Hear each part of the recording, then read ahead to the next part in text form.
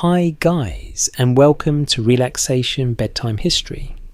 Tonight we step quietly into the misty streets of early 17th century Japan, where the morning air smells faintly of wood smoke and damp earth, and the distant sound of temple bells drifts across tiled rooftops.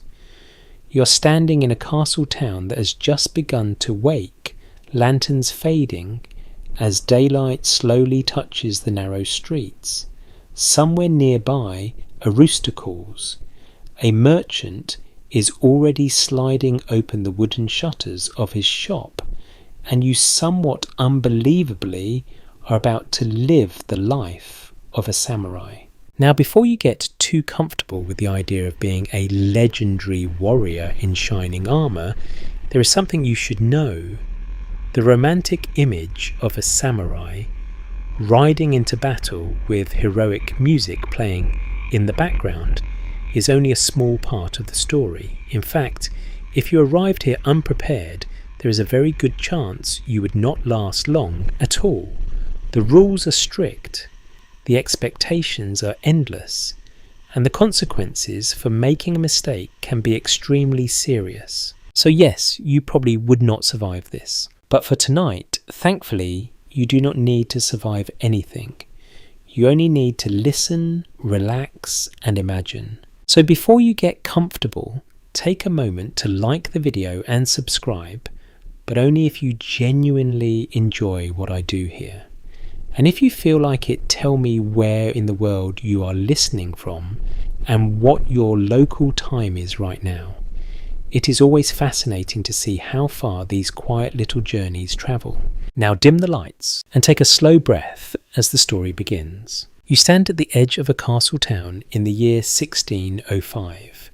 The road beneath your feet is packed dirt, worn smooth by the passing of sandals, carts and horses over many decades. Ahead of you rises the town itself, carefully arranged around a towering fortress that dominates the landscape. The castle is the heart of everything here. Its white plaster walls shine softly in the early light, and its curved rooftops stack upward like quiet waves frozen in wood and tile.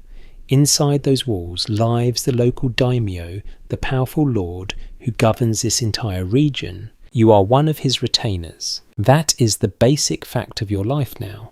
A samurai is not simply a warrior.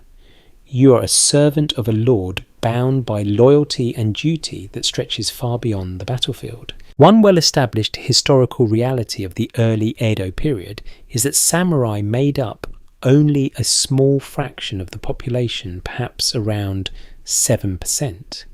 Yet they held enormous authority in society. Farmers grew the rice, merchants traded goods, artisans built tools and houses, but the samurai governed, enforced the law, and represented the political order of the land, which means that the people walking past you right now, the farmers carrying bundles of vegetables, the craftsmen pushing carts of lumber, and the merchants arranging silk cloth in their stalls, all recognize you immediately, even before you speak, because at your waist hang two swords. This pair of weapons is called the daisho, the long katana, and the shorter wakizashi, and carrying both is the unmistakable symbol of samurai status. The sight of them alone changes how people behave around you. A shopkeeper bows slightly as he passes. A farmer lowers his gaze. You may feel slightly awkward about this attention, but here it is, simply normal. The town itself is slowly coming alive. Wooden houses line the narrow streets, their dark beams and paper windows forming neat rows along the road. Many of these homes belong to commoners, but the district closest to the castle contains the residences of samurai families. These homes are orderly and modest. Samurai wealth is often more limited than you might expect. That surprises many people. There is a quirky historical detail that occasionally makes historians smile. Some lower-ranking samurai lived on such tight stipends that they quietly took side jobs sometimes tutoring children, or copying documents for extra money. Imagine the legendary warrior class secretly moonlighting as part-time teachers. History is rarely as glamorous as movies suggest. You begin walking deeper into the town. The soundscape grows richer with each step. Wooden buckets clatter at a well where two women are drawing water. A dog barks lazily somewhere behind a fence. From an open doorway comes the soft rhythmic tapping of someone carving wood. And above all of it hangs a quiet sense of order. This piece is not accidental. Only a few years earlier, Japan had been torn apart by generations of civil war. Rival warlords battled for power across the country in what historians call the Sengoku period, a time when samurai truly were warriors first and administrators second.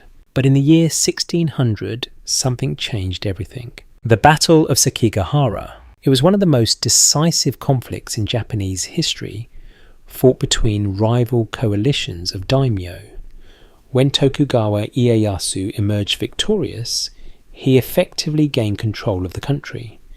3 years later, he became shogun, establishing a government that would rule Japan for more than 2.5 centuries. And you are living right at the beginning of that long peace. Many scholars still debate how quickly ordinary samurai realized that their world had shifted.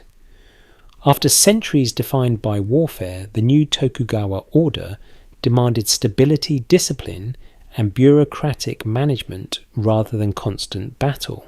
Which means that although you carry 2 swords, you may never actually fight a war. Instead, your days will be filled with administration training and maintaining social order. Not quite the dramatic life many people imagine. As you walk, the castle gradually grows larger above the rooftops. Stone walls rise from carefully stacked blocks that fit together with astonishing precision. Guards stand at the gates, their posture calm but alert. You know them well. They are fellow samurai retainers of the same lord, each responsible for maintaining the authority of the domain. Their armour is not the elaborate battlefield gear seen in old paintings. Instead, they wear simpler clothing suitable for daily duties, though their swords remain always within reach. The gate opens slowly as a group of retainers enters. Inside lies the administrative centre of the domain. You will spend many days there, because being a samurai in the early 17th century often means being something closer to a government official than a wandering warrior. Paperwork will become strangely important in your life. Records of rice production, reports from villages, orders issued by the daimyo, correspondence with other domains. Entire rooms inside the castle are devoted to documents written with careful brushstrokes on folded paper. You might not expect the legendary warrior class to spend so much time with ink and scrolls, but history rarely matches the myths we inherit. Still, the warrior identity remains powerful. As you pause outside the castle gate, your hand briefly brushes the hilt of your sword.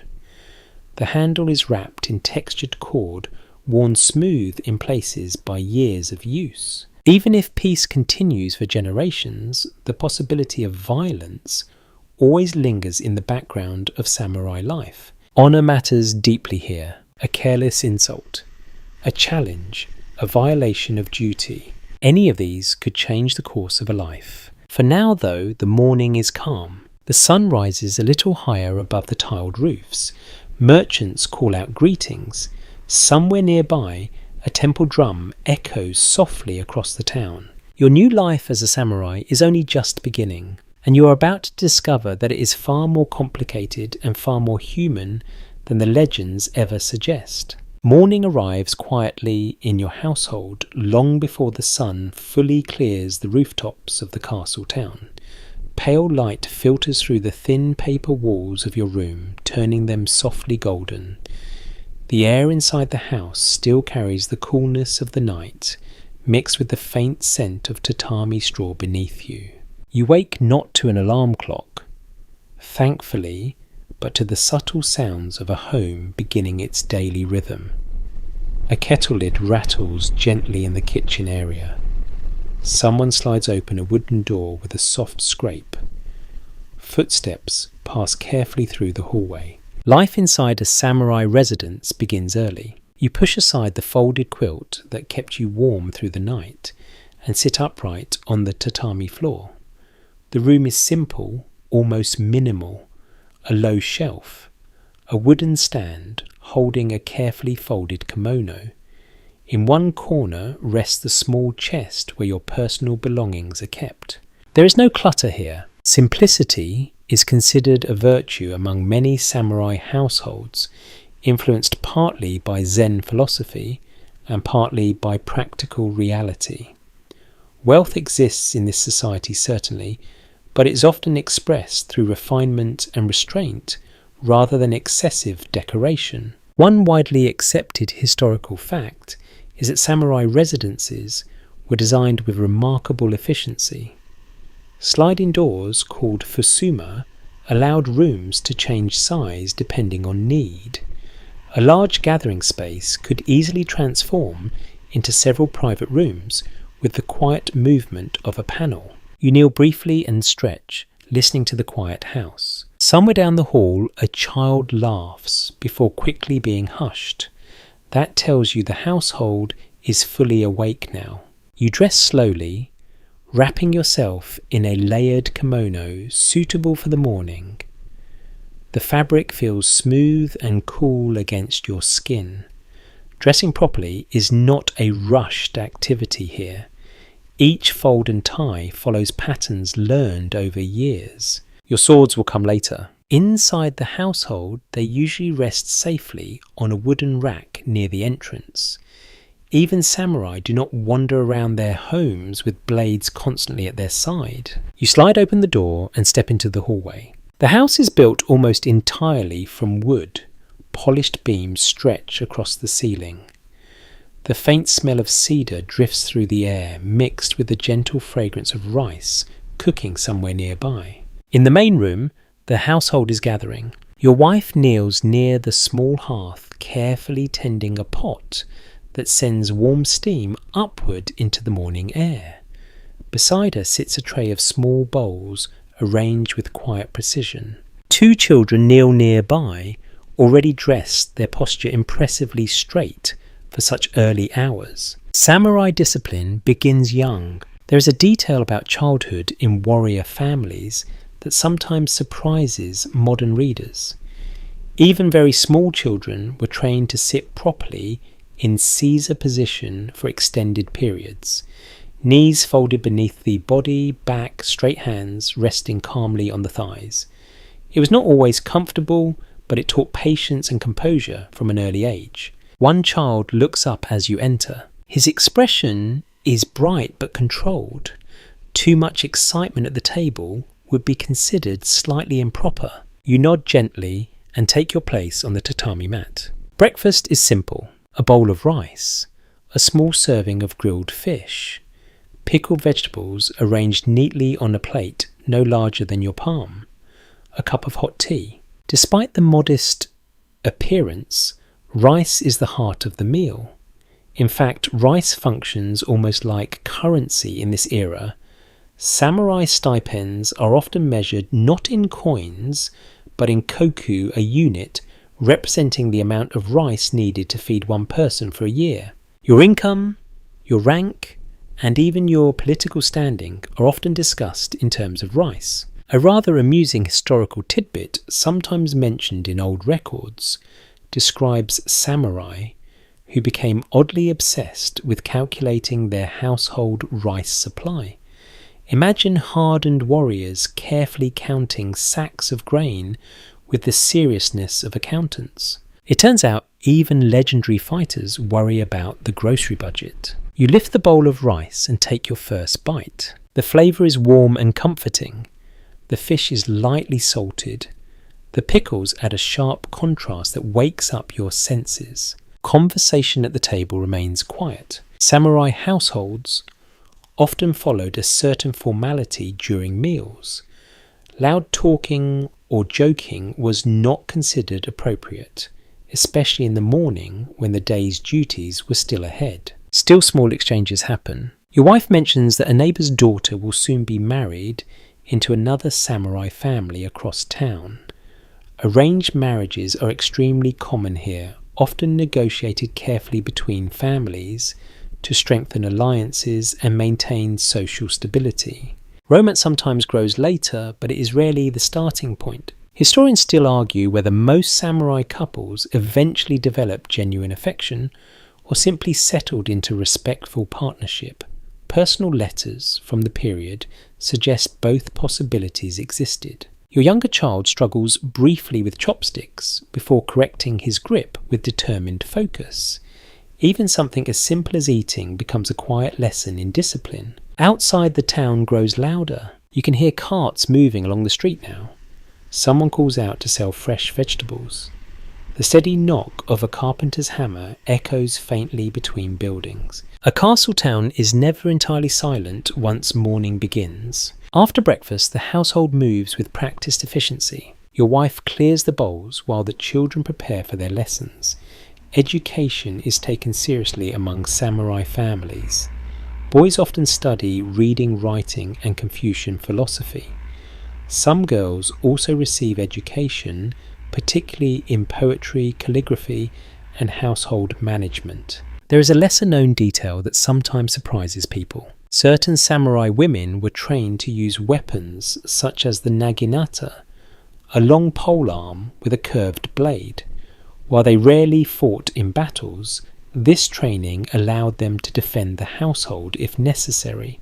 Warrior culture extended deeper into daily life than one might expect. You step toward the entrance hall where your swords rest on their rack. The katana catches a sliver of morning light as you lift it.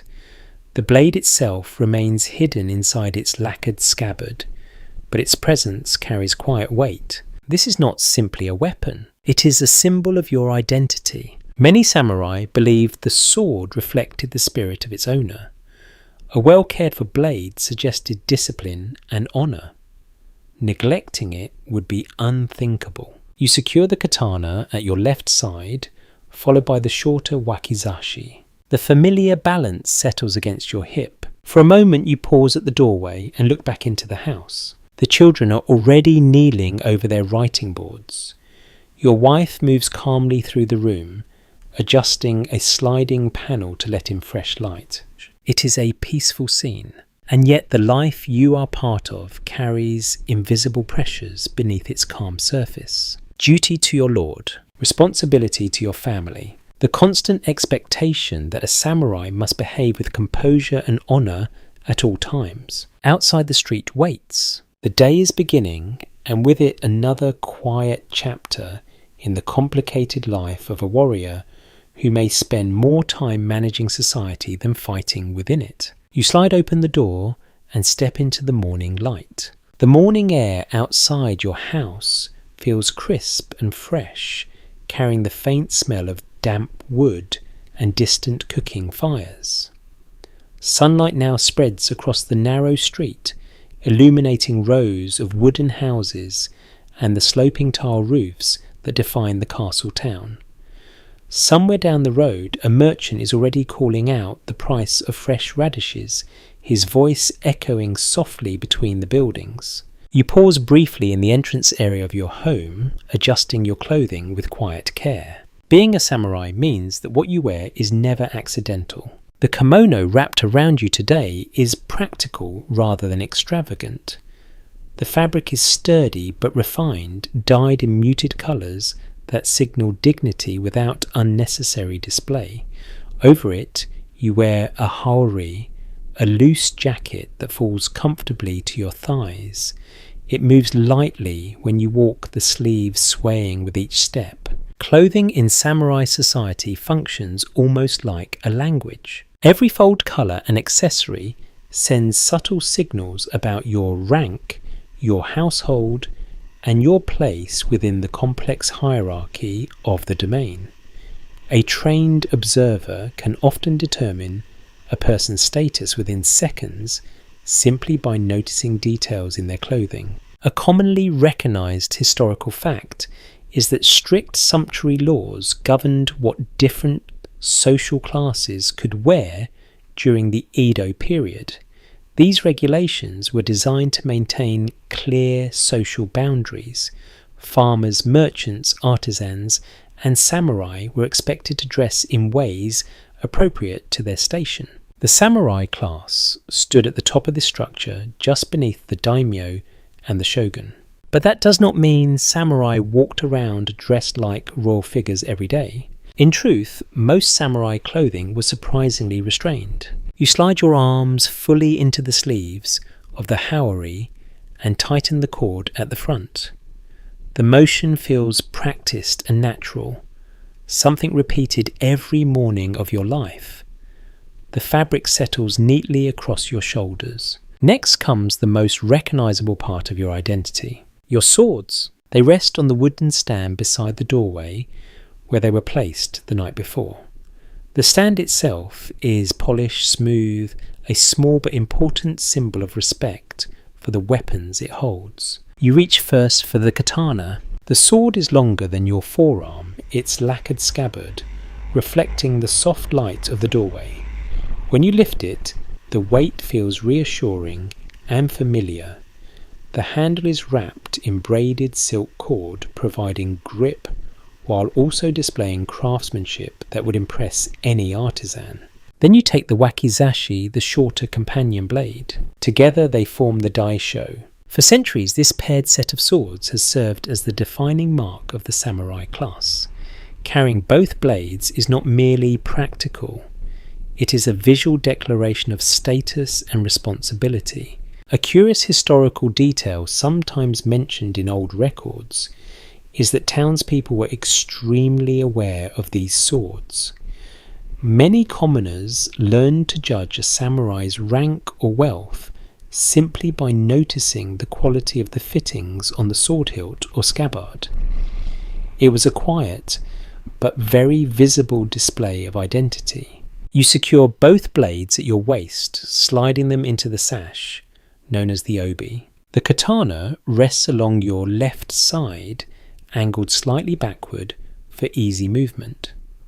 The wakizashi sits beside it, shorter but no less significant. The balance shifts slightly as the weight settles against your hip. Every step you take will remind you they are there. Some scholars still debate how often samurai actually used their swords in daily life during the peaceful decades of the Tokugawa era. While popular imagination often pictures constant duels or street fights surviving legal records, suggests that most samurai went their entire lives without drawing a blade in combat. The sword in many cases became more symbol than weapon. Still, that symbol carried enormous meaning. You step fully outside and slide the door closed behind you. The wooden panel settles quietly into place. The street has become busier now. Farmers from nearby villages pass through the town gates, carrying baskets of vegetables and bundles of firewood. Merchants sweep the front of their shops, pushing dust toward the edges of the road.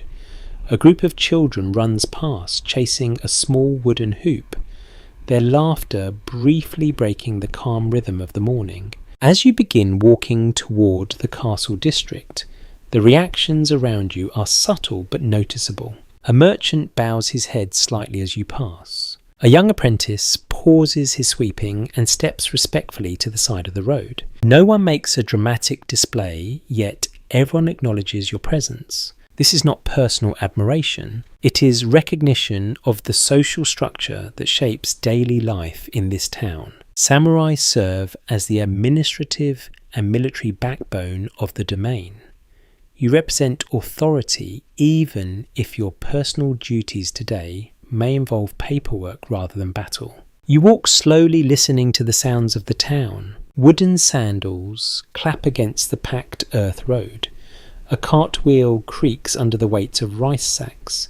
From a nearby house comes the sharp tapping of someone practicing calligraphy with a brush against a writing board. Life here moves in steady rhythms. You pass a small shrine tucked between two buildings. Its wooden gate is painted a deep red that stands out against the muted tones of the surrounding houses. A woman pauses there to clap her hands softly and bow her head in prayer.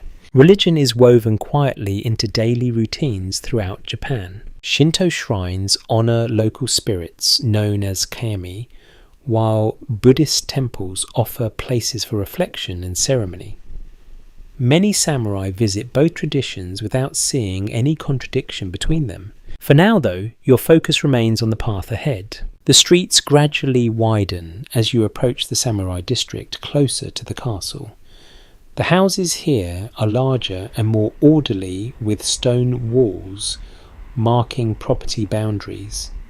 Gardens appear behind wooden gates, their carefully arranged stones and trimmed shrubs reflecting a deep appreciation for balance and harmony. You notice another samurai approaching from the opposite direction. His clothing is slightly more elaborate than yours, suggesting a higher rank within the domain. The crest of his family is embroidered subtly on the back of his jacket. As you draw near, you both slow your steps. A polite bow is exchanged. The gesture is brief but precise. Etiquette among samurai is carefully regulated, with each movement reflecting mutual recognition of status and respect.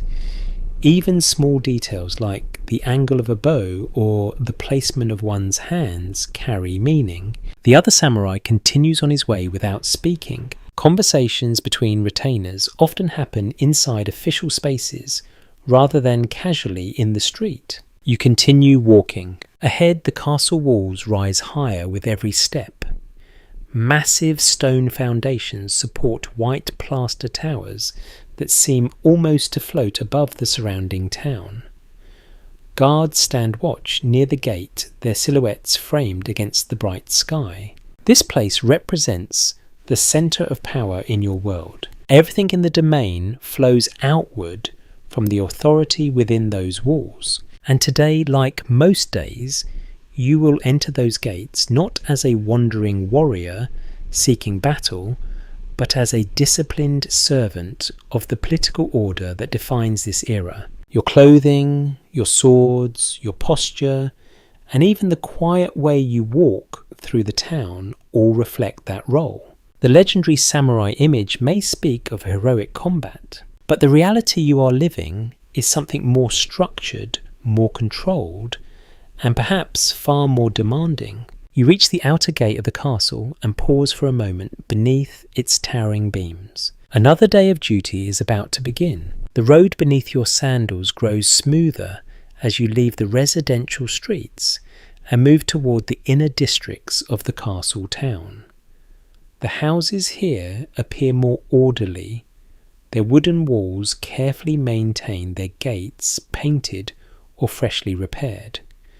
This part of town belongs mostly to samurai families, like yours men, who serve the domain in various roles that keep the entire structure of government functioning. The morning sun now reaches above the rooftops, warming the street and drawing long shadows across the packed earth road.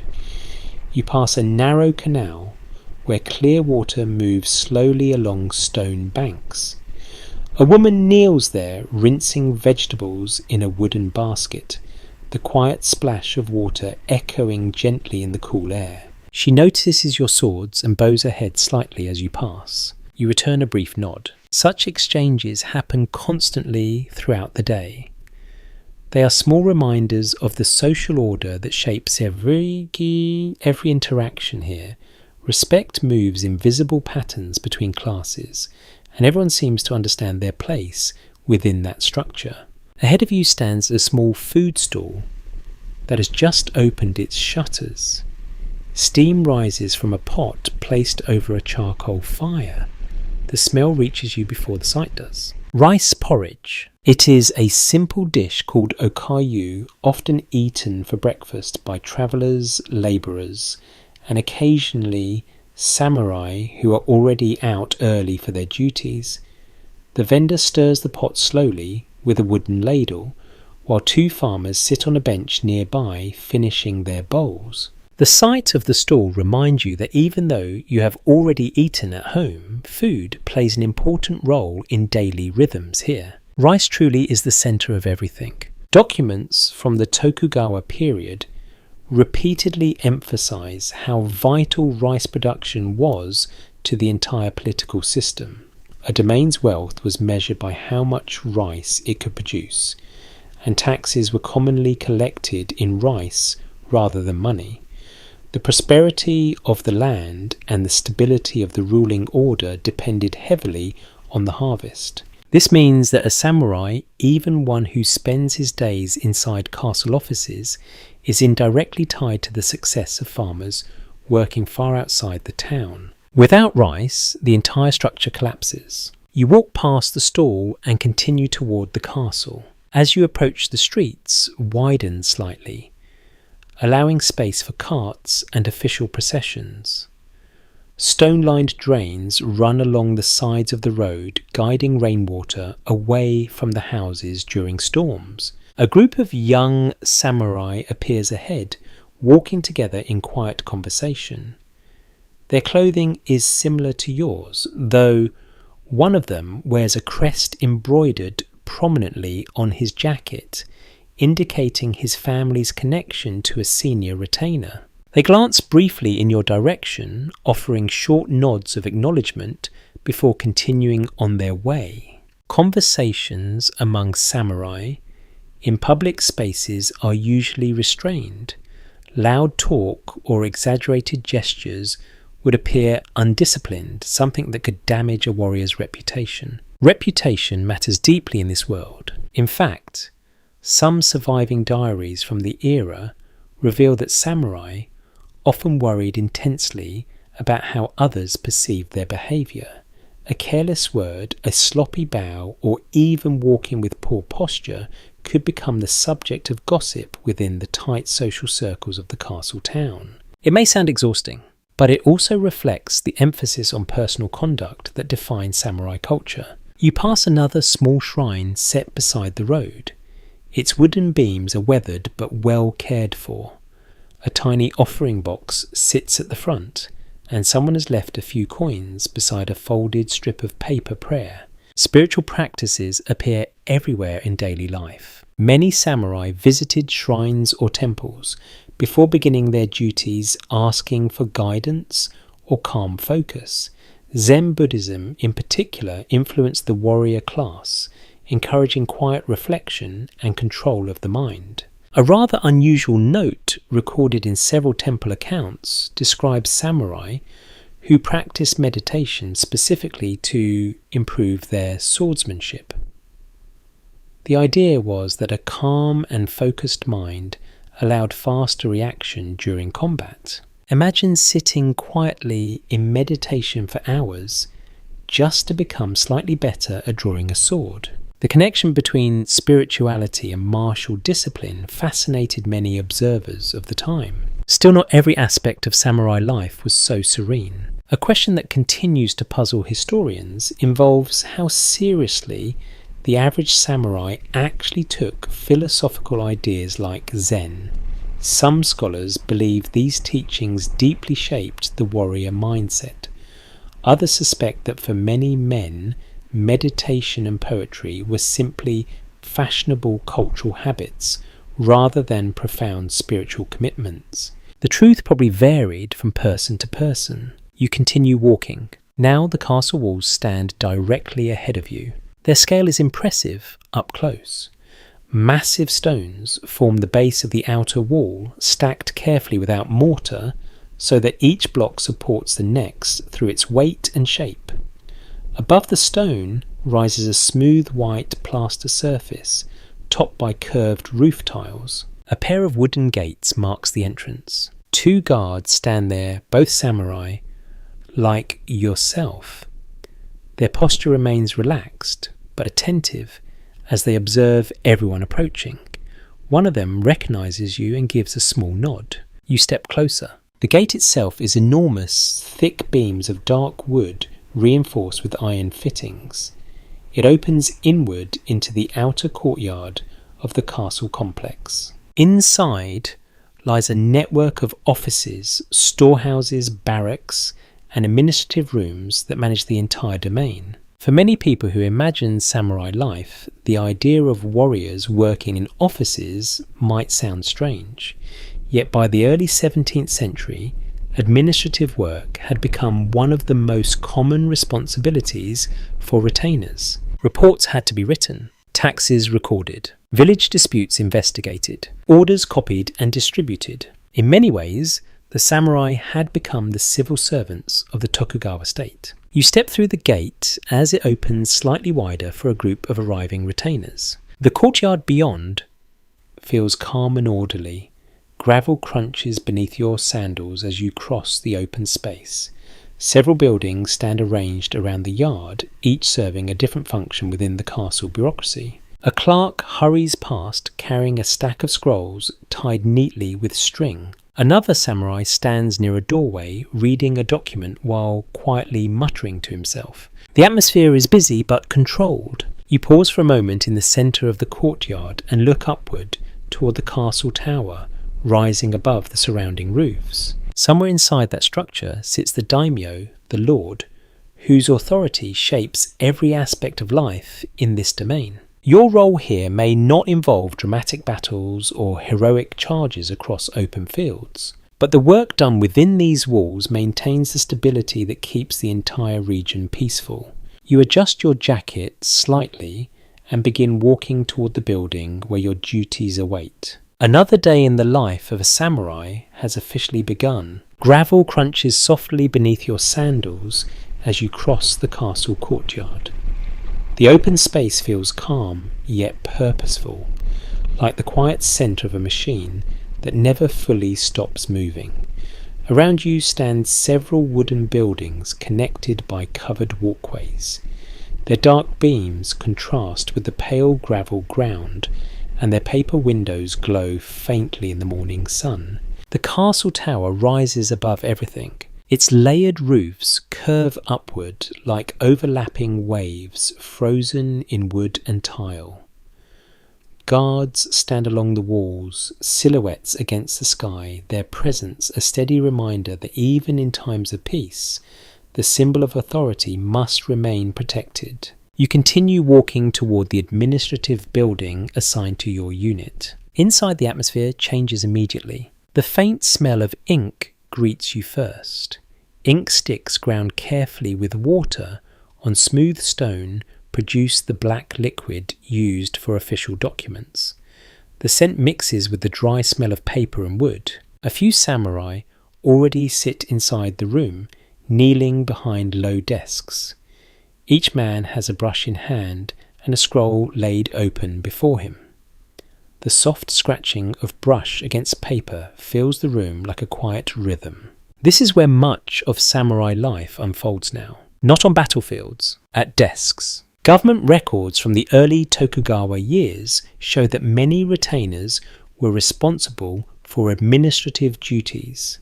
They managed land surveys, recorded harvest data, handled communication between villages and the castle, and sometimes investigated disputes among local farmers or merchants. In other words, the warrior class had become deeply involved in governing society. You kneel at your assigned desk and place your documents in front of you. Today's task is fairly typical. Reports from several nearby villages have arrived, describing the early progress of the rice crops. Each report must be reviewed, summarised, and entered into the domain's records. It sounds simple, yet the accuracy of these reports matters greatly. Rice production determines tax income. Tax income determines how much the daimyo can support his retainers, maintain his castle, and fulfill obligations to the shogunate. A small error in these numbers could ripple outward in surprising ways. You dip the brush into the ink and begin writing. The brush moves slowly and carefully across the page. Writing well is considered an important skill among samurai. Clear handwriting reflects discipline and education qualities highly valued in this society. A small breeze enters through a partially open window, rustling the edge of a nearby scroll. Across the room, One of the older samurai clears his throat and stretches his shoulders slightly before returning to his work. No one speaks loudly. Conversation in administrative rooms tends to remain minimal unless necessary. Silence makes concentration easier. Still, there are moments when quiet whispers pass between desks. One retainer leans slightly toward his neighbour and murmurs something about a village boundary dispute that has grown complicated. The other man nods slowly, rubbing his chin in thought. These sorts of disputes appear frequently in castle records. Farmers sometimes disagree about irrigation channels, grazing areas, or tax assessments.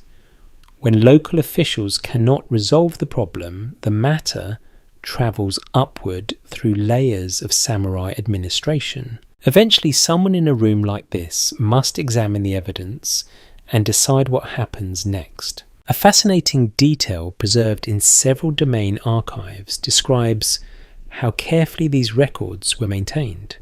Some castle offices kept copies of documents stretching back decades, sometimes stored in thick bundles tied with cord and sealed with wax. Imagine entering a storage room where thousands of scrolls quietly record the daily life of an entire region. History preserved not in dramatic events, but in tax records, harvest notes, and official letters. You finish copying the first report and move on to the next. The morning passes steadily. Occasionally, someone rises to stretch their legs or refill an ink dish. A clerk arrives carrying additional documents tied in neat stacks. He bows briefly before placing them on a table near the entrance. The system moves slowly but efficiently. Outside the building, the sounds of the castle complex drift faintly through the open window. You hear footsteps along the walkway. Somewhere a door slides open with a soft scrape. A messenger's sandals slap quickly across the courtyard as he hurries toward another office. Life inside the castle is filled with quiet motion. There is an amusing story recorded in one samurai diary from this era. The writer complains humorously about spending an entire afternoon correcting the handwriting of a younger retainer who had apparently produced reports that looked more like tangled spider webs than official script. Even warriors have to deal with sloppy co-workers. You pause for a moment to rest your hand. The brush work requires patience, and maintaining steady strokes for hours can make the fingers ache slightly. Still, the work carries a certain calm rhythm that many samurai eventually grow accustomed to. A thought crosses your mind. Only a generation earlier, your grandfather might have spent his days marching across battlefields, sleeping in armour, and preparing for the next campaign. The entire culture of the warrior class had been shaped by centuries of conflict. Now here you sit quietly recording rice harvest estimates. The transformation of samurai society during the early Edo period was dramatic. Once constant warfare ended, the warrior class had to adapt to a peaceful world where their primary role involved administration and maintaining order rather than fighting. Some historians believe this shift happened surprisingly quickly. Others suggest that many samurai struggled internally with the loss of their traditional battlefield identity. Old letters from the period occasionally hint at nostalgia for earlier times when martial skills were tested more directly. It is difficult to know exactly how most individuals felt. Perhaps some welcomed the stability. Perhaps others quietly missed the clarity of war. You set those thoughts aside and continue writing. Eventually the door slides open again, allowing brighter sunlight to spill across the floor.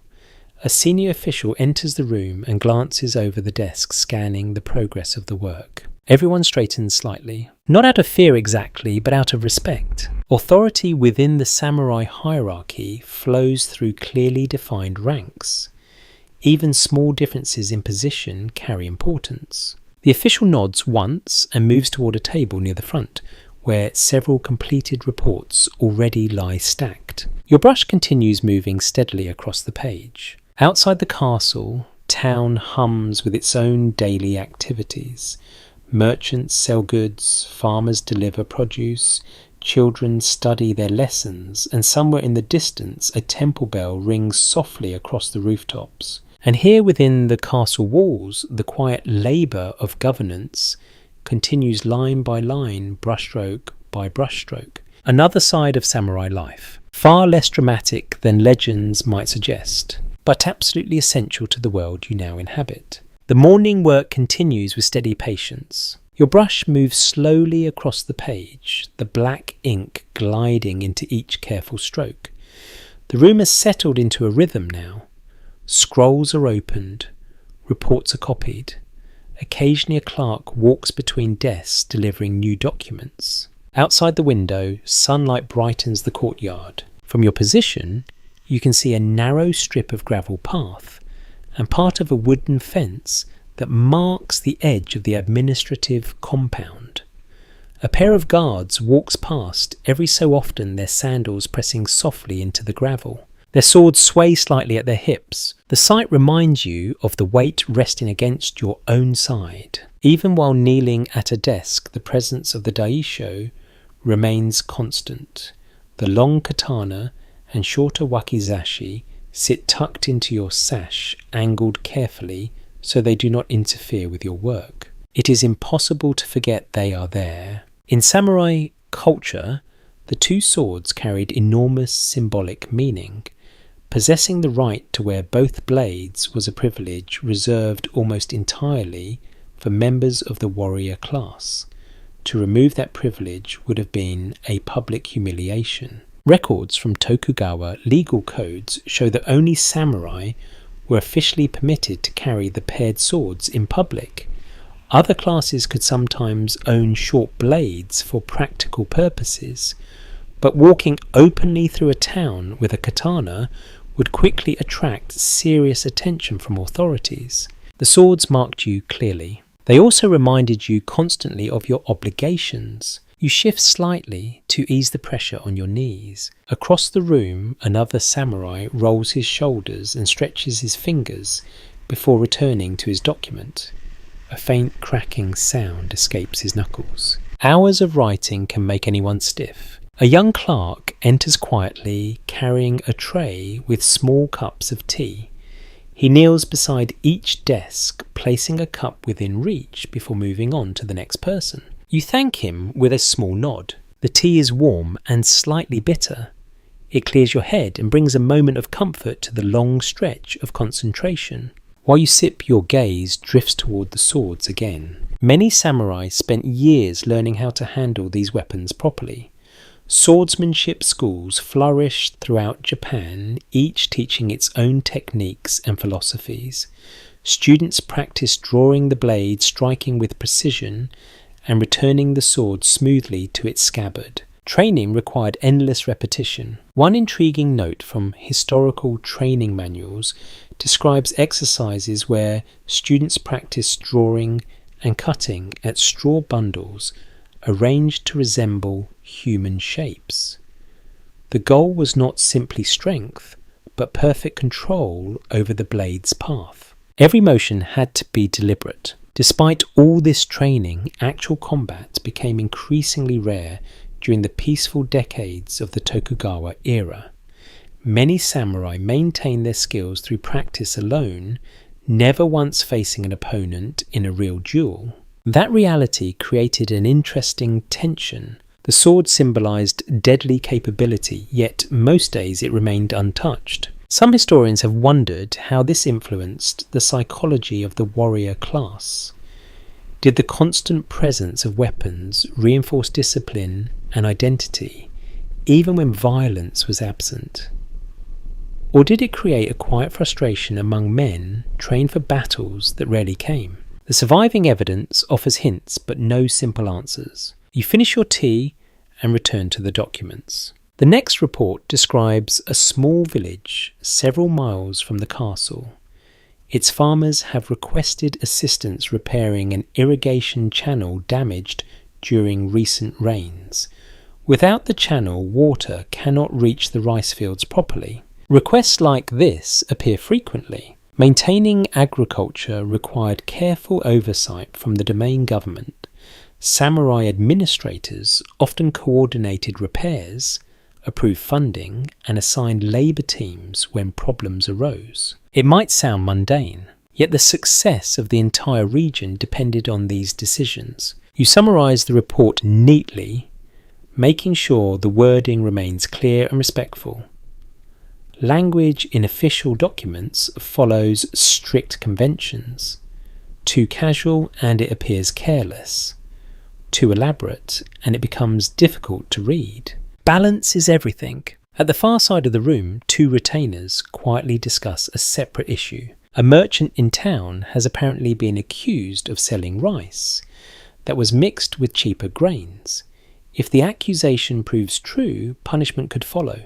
Fraud involving rice is taken very seriously. Rice is not merely food here. It forms the backbone of taxation stipends and trade. Tampering with it threatens trust throughout the economic system. One of the men shakes his head slowly while speaking.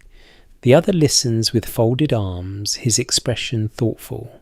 Disputes like this remind everyone that maintaining order requires constant attention. A small detail preserved in town records describes how inspectors sometimes visited markets without announcing themselves. They would quietly examine goods, weigh rice sacks, and question merchants about prices. Such inspections help discourage dishonest practices. The administrative world you inhabit is filled with these careful procedures. Your brush continues its steady motion. Ink darkens the paper line by line as the morning progresses. Eventually a bell sounds faintly somewhere within the castle complex. The tone carries through the building, soft but clear. It signals the midday break. Several samurai set down their brushes and stretch their legs. Kneeling for long hours leaves joints stiff and muscles tight. You rise slowly, feeling the weight of your sword shift as you stand. Walking feels good after so much stillness. The room fills with quiet movement as men step outside into the courtyard. Some head toward the dining hall where a simple midday meal will be served.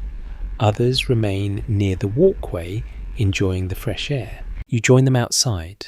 The courtyard now glows in full sunlight. Gravel sparkles slightly under the bright sky. A few sparrows hop near the edges of the path, pecking at invisible crumbs. You walk slowly along the wooden corridor that runs beside the building. From here you can see the outer walls of the castle rising beyond the courtyard. Their white surfaces reflect the light, creating a calm, almost serene atmosphere. It's easy to forget, standing here, that the warrior class once defined itself through warfare. Now, the greatest battles often involve paperwork negotiations and the steady management of a peaceful society. Still, the swords at your waist remain, a quiet reminder that beneath the calm order of the Tokugawa world lies the enduring spirit of the samurai. The midday break passes quietly in the castle courtyard. You stand beneath the wooden overhang of the walkway, feeling the warmth of the sun spread across the gravel yard. Several other samurai lean against the railing nearby, stretching their legs after the long hours spent kneeling at low desks. No one seems in a hurry. The atmosphere carries the relaxed pause that arrives naturally when work slows for a short while. A few men sip tea from small cups. Others simply watch the courtyard in silence, enjoying the open air. Your swords rest comfortably at your side as always. The familiar weight of the daisho shifts slightly when you take a few steps along the corridor. The katana brushes gently against your hip. The shorter wakizashi rests beside it, steady and unobtrusive. Even during administrative duties, a samurai remains visibly armed. This constant presence of weapons reflects the identity of the warrior class. Training with the sword was not optional. It formed a core part of a samurai's upbringing, continuing throughout adulthood. Across Japan, martial schools known as ryu developed distinctive systems of combat instruction.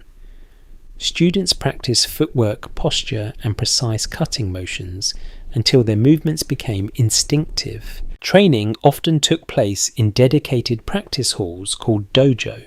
You remember the smell of those places well. Polished wooden floors, the faint scent of oil used to maintain equipment, the sound of wooden practice swords striking against one another in rhythmic patterns. Many samurai continued their training even during peaceful decades. It was not only about preparing for battle. Sword practice also cultivated discipline, focus, and physical control. These qualities were considered essential for maintaining the dignity expected of the warrior class. One interesting detail preserved in several martial training manuals describes how instructors sometimes required students to practice drawing the sword hundreds of times in a single session. The motion had to be smooth, efficient, and calm. The goal was to reach a point where the body moved without hesitation. Observers from later centuries sometimes remarked that these exercises resembled a kind of moving meditation. You step down from the corridor into the courtyard itself. A few younger retainers have gathered in a small open area where practice occasionally takes place. One of them holds a wooden sword, its polished surface catching the sunlight. Another stands opposite him. Their stances are careful and deliberate. Practice begins slowly. The wooden blades move through the air with controlled precision. Each strike is met with a measured block, the two swords producing soft clacking sounds that echo lightly across the gravel. No one cheers or shouts. Training is treated seriously. You watch for a moment. Their movements follow patterns that have been repeated for generations. Step forward, cut downward, withdraw, turn the wrist slightly to guide the blade. Repetition builds skill. There is a small story recorded in a 17th century martial diary that illustrates how seriously this training could be taken. One instructor reportedly required his students to practice basic footwork for several months before allowing them to hold a real sword. Patience came first, skill followed later. You notice one of the younger men struggling slightly to maintain his balance during a turn. His partner pauses, offering a quiet correction about foot placement. The lesson continues. Such moments reveal another side of samurai culture. Beneath the strict hierarchy and expectations lies a system of mentorship where experienced warriors guide younger retainers. Knowledge passes from teacher to student generation after generation. Still, the importance of martial skill during this peaceful era raises an interesting question. Some historians believe that continued training helped preserve the warrior spirit that defined samurai identity. Others suggest that for many men, the practice became more ceremonial than practical, a cultural tradition maintained even when actual combat rarely occurred. The surviving records offer hints in both directions. Watching the practice, you can understand both perspectives. The discipline required is real. The movements carry genuine potential for harm if performed with a sharpened blade. Yet the courtyard itself remains calm and orderly, far removed from the chaos of a battlefield. After several exchanges, the two trainees bow to each other and step aside. Their practice session ends quietly. The midday break will soon conclude. A bell rings faintly somewhere within the castle complex. The sound travels across the courtyard, clear but gentle. Several samurai begin returning toward the administrative building. You follow at a relaxed pace. As you step back onto the wooden corridor, the boards creak softly beneath your sandals. The air inside the building feels cooler after the warmth of the sun outside. Your desk waits exactly where you left it. The scrolls remain stacked neatly beside the ink dish. The brush rests across its holder, the tip still slightly dark from the morning's work. You kneel once more. Around you, the other retainers settle into their places as well. Quiet movements fill the room as sleeves are adjusted and papers unfolded. The afternoon duties will soon begin. Before dipping your brush back into the ink, your hand briefly touches the hilt of the katana resting beside you. The The texture of the braided cord feels familiar beneath your fingers. It is a small reminder of the long tradition behind your role.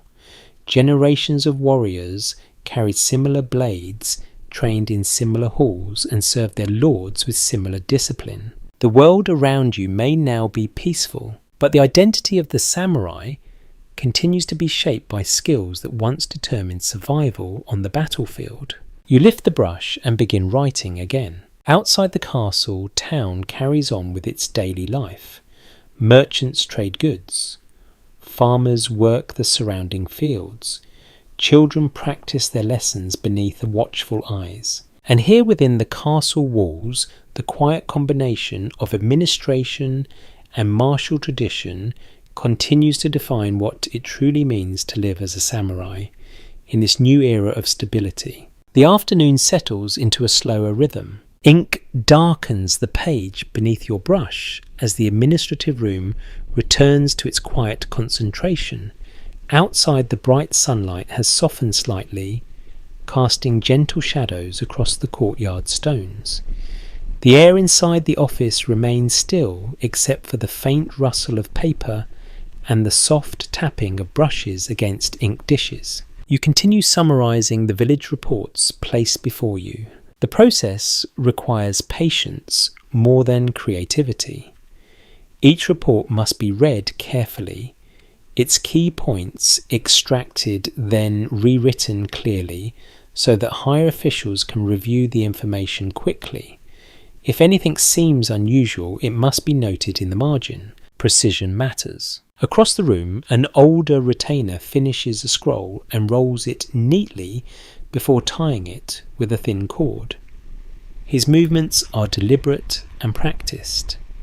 Experience has taught him how to work efficiently without rushing. Working beside men like him reminds you that a samurai's education never truly ends. Many retainers spent years studying not only martial skills, but also philosophy, governance, and ethical principles. One intellectual influence appears repeatedly in Tokugawa-era writings, the teachings of Confucius. Confucian philosophy emphasized loyalty, duty, hierarchy, and moral discipline. These ideas fit neatly into the political structure that the Tokugawa government was building. A samurai was expected to serve his lord faithfully, maintain proper conduct, and contribute to the stability of society. Domain schools across Japan began teaching these principles to young samurai during the 17th century. The lessons were not simply theoretical, they were meant to shape behaviour. You pause for a moment and flex your fingers before reaching for the next scroll.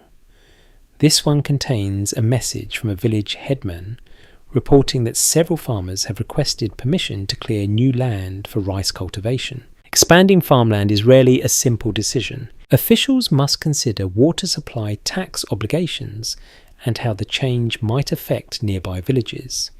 Approving such a request could increase the domain's rice production, but it also requires careful planning. You begin writing your summary. While working your thoughts, drift briefly toward the concept that underlies everything you do here: loyalty. In samurai culture, loyalty to one's lord is not treated lightly. The relationship between a daimyo and his retainers forms the backbone of political authority within the domain. Many samurai viewed their service as both a practical duty and a moral obligation. An interesting passage, preserved in a 17th century letter from a retainer to his son, emphasizes this idea clearly.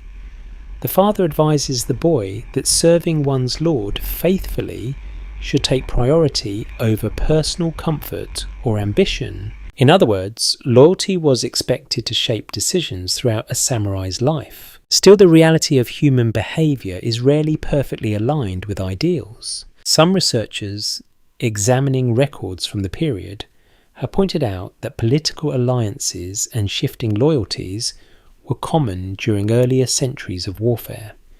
Even in the more stable Tokugawa era, disagreements between lords and retainers sometimes occurred. Whether every samurai truly embodied perfect loyalty remains an open question. Human nature rarely follows strict philosophical rules. You finish the summary and place the scroll neatly beside the others. Outside the window, a breeze moves through the courtyard, stirring a few leaves near the base of a stone wall. The sound is soft enough that only the nearest desks notice. One of the younger retainers looks up briefly, watching the leaves drift, before returning to his work. The quiet environment allows the mind to wander slightly between tasks. You think about the structure of the society you are helping to maintain. At the top stands the shogun in the distant city of Edo, the military ruler whose authority extends across the entire country. Beneath him are the daimyo, who govern individual domains like this one. Samurai serve those lords, carrying out administrative duties and enforcing order.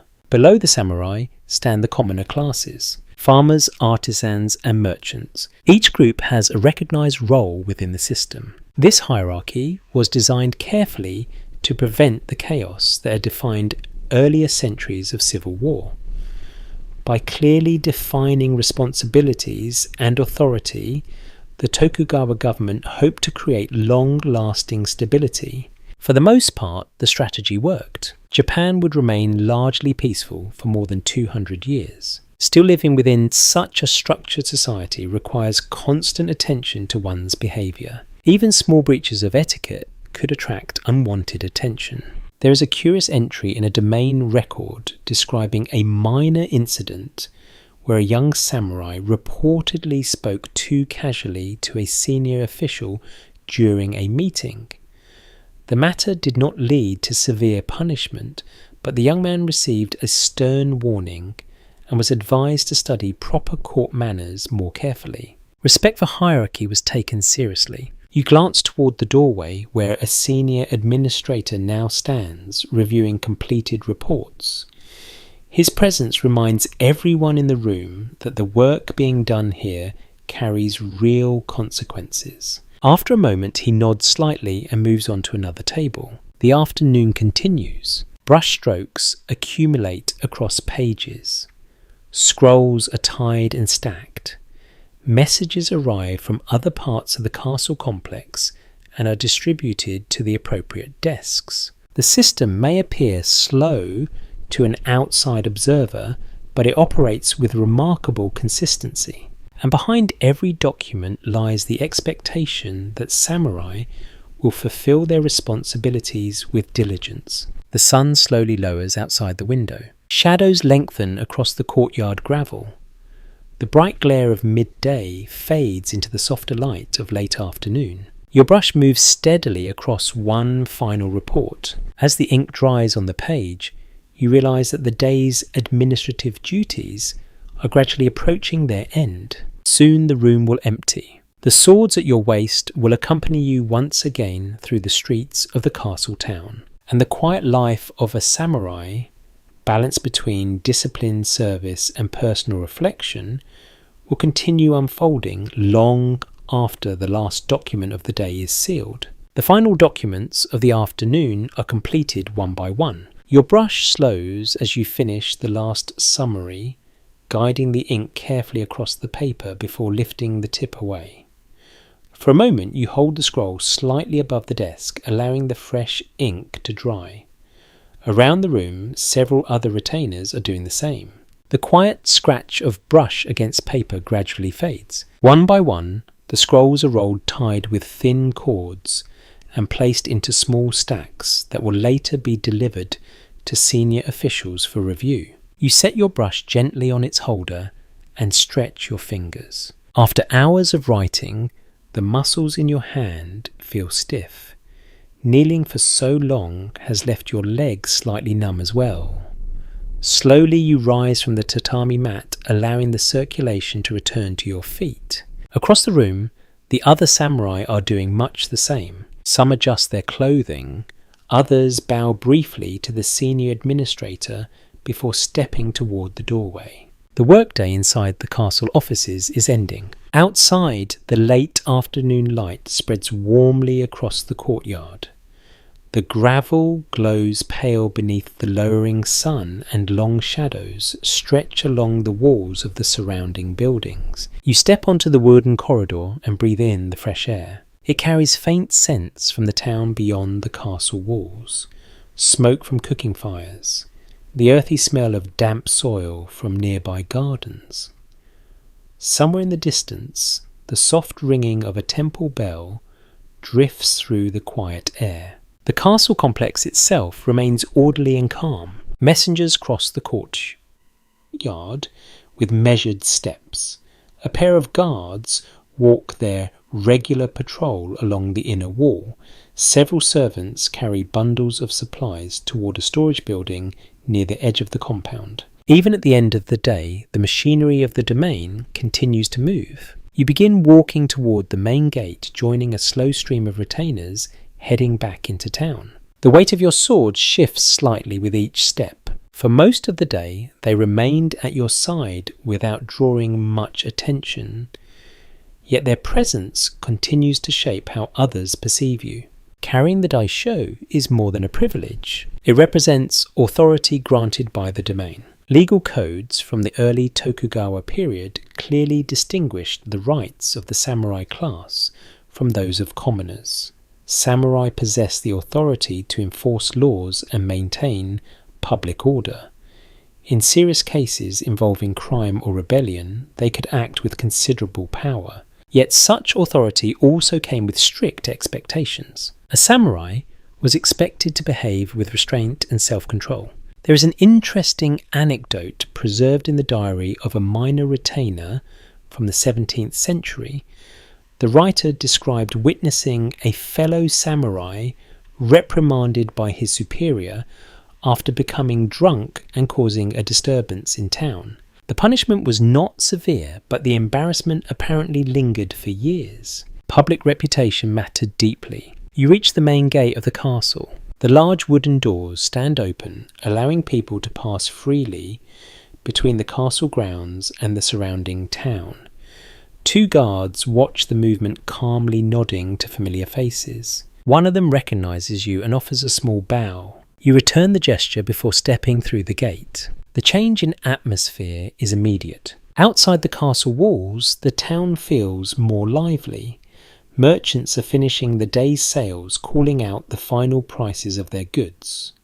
Farmers who arrived earlier in the morning now load empty baskets onto their carts. Children chase each other along the roadside, their laughter echoing between the buildings. You walk slowly along the street. The setting sun paints the wooden houses with a warm golden glow. Lanterns begin to appear in doorways as shopkeepers prepare for the coming evening. A group of artisans stands outside a workshop discussing the progress of a new set of tools.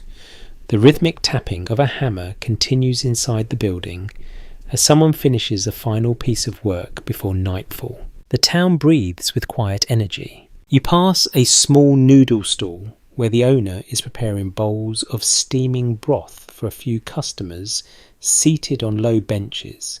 The smell is inviting, rich with soy and herbs. Food stalls like this often appear in castle towns during the evening hours.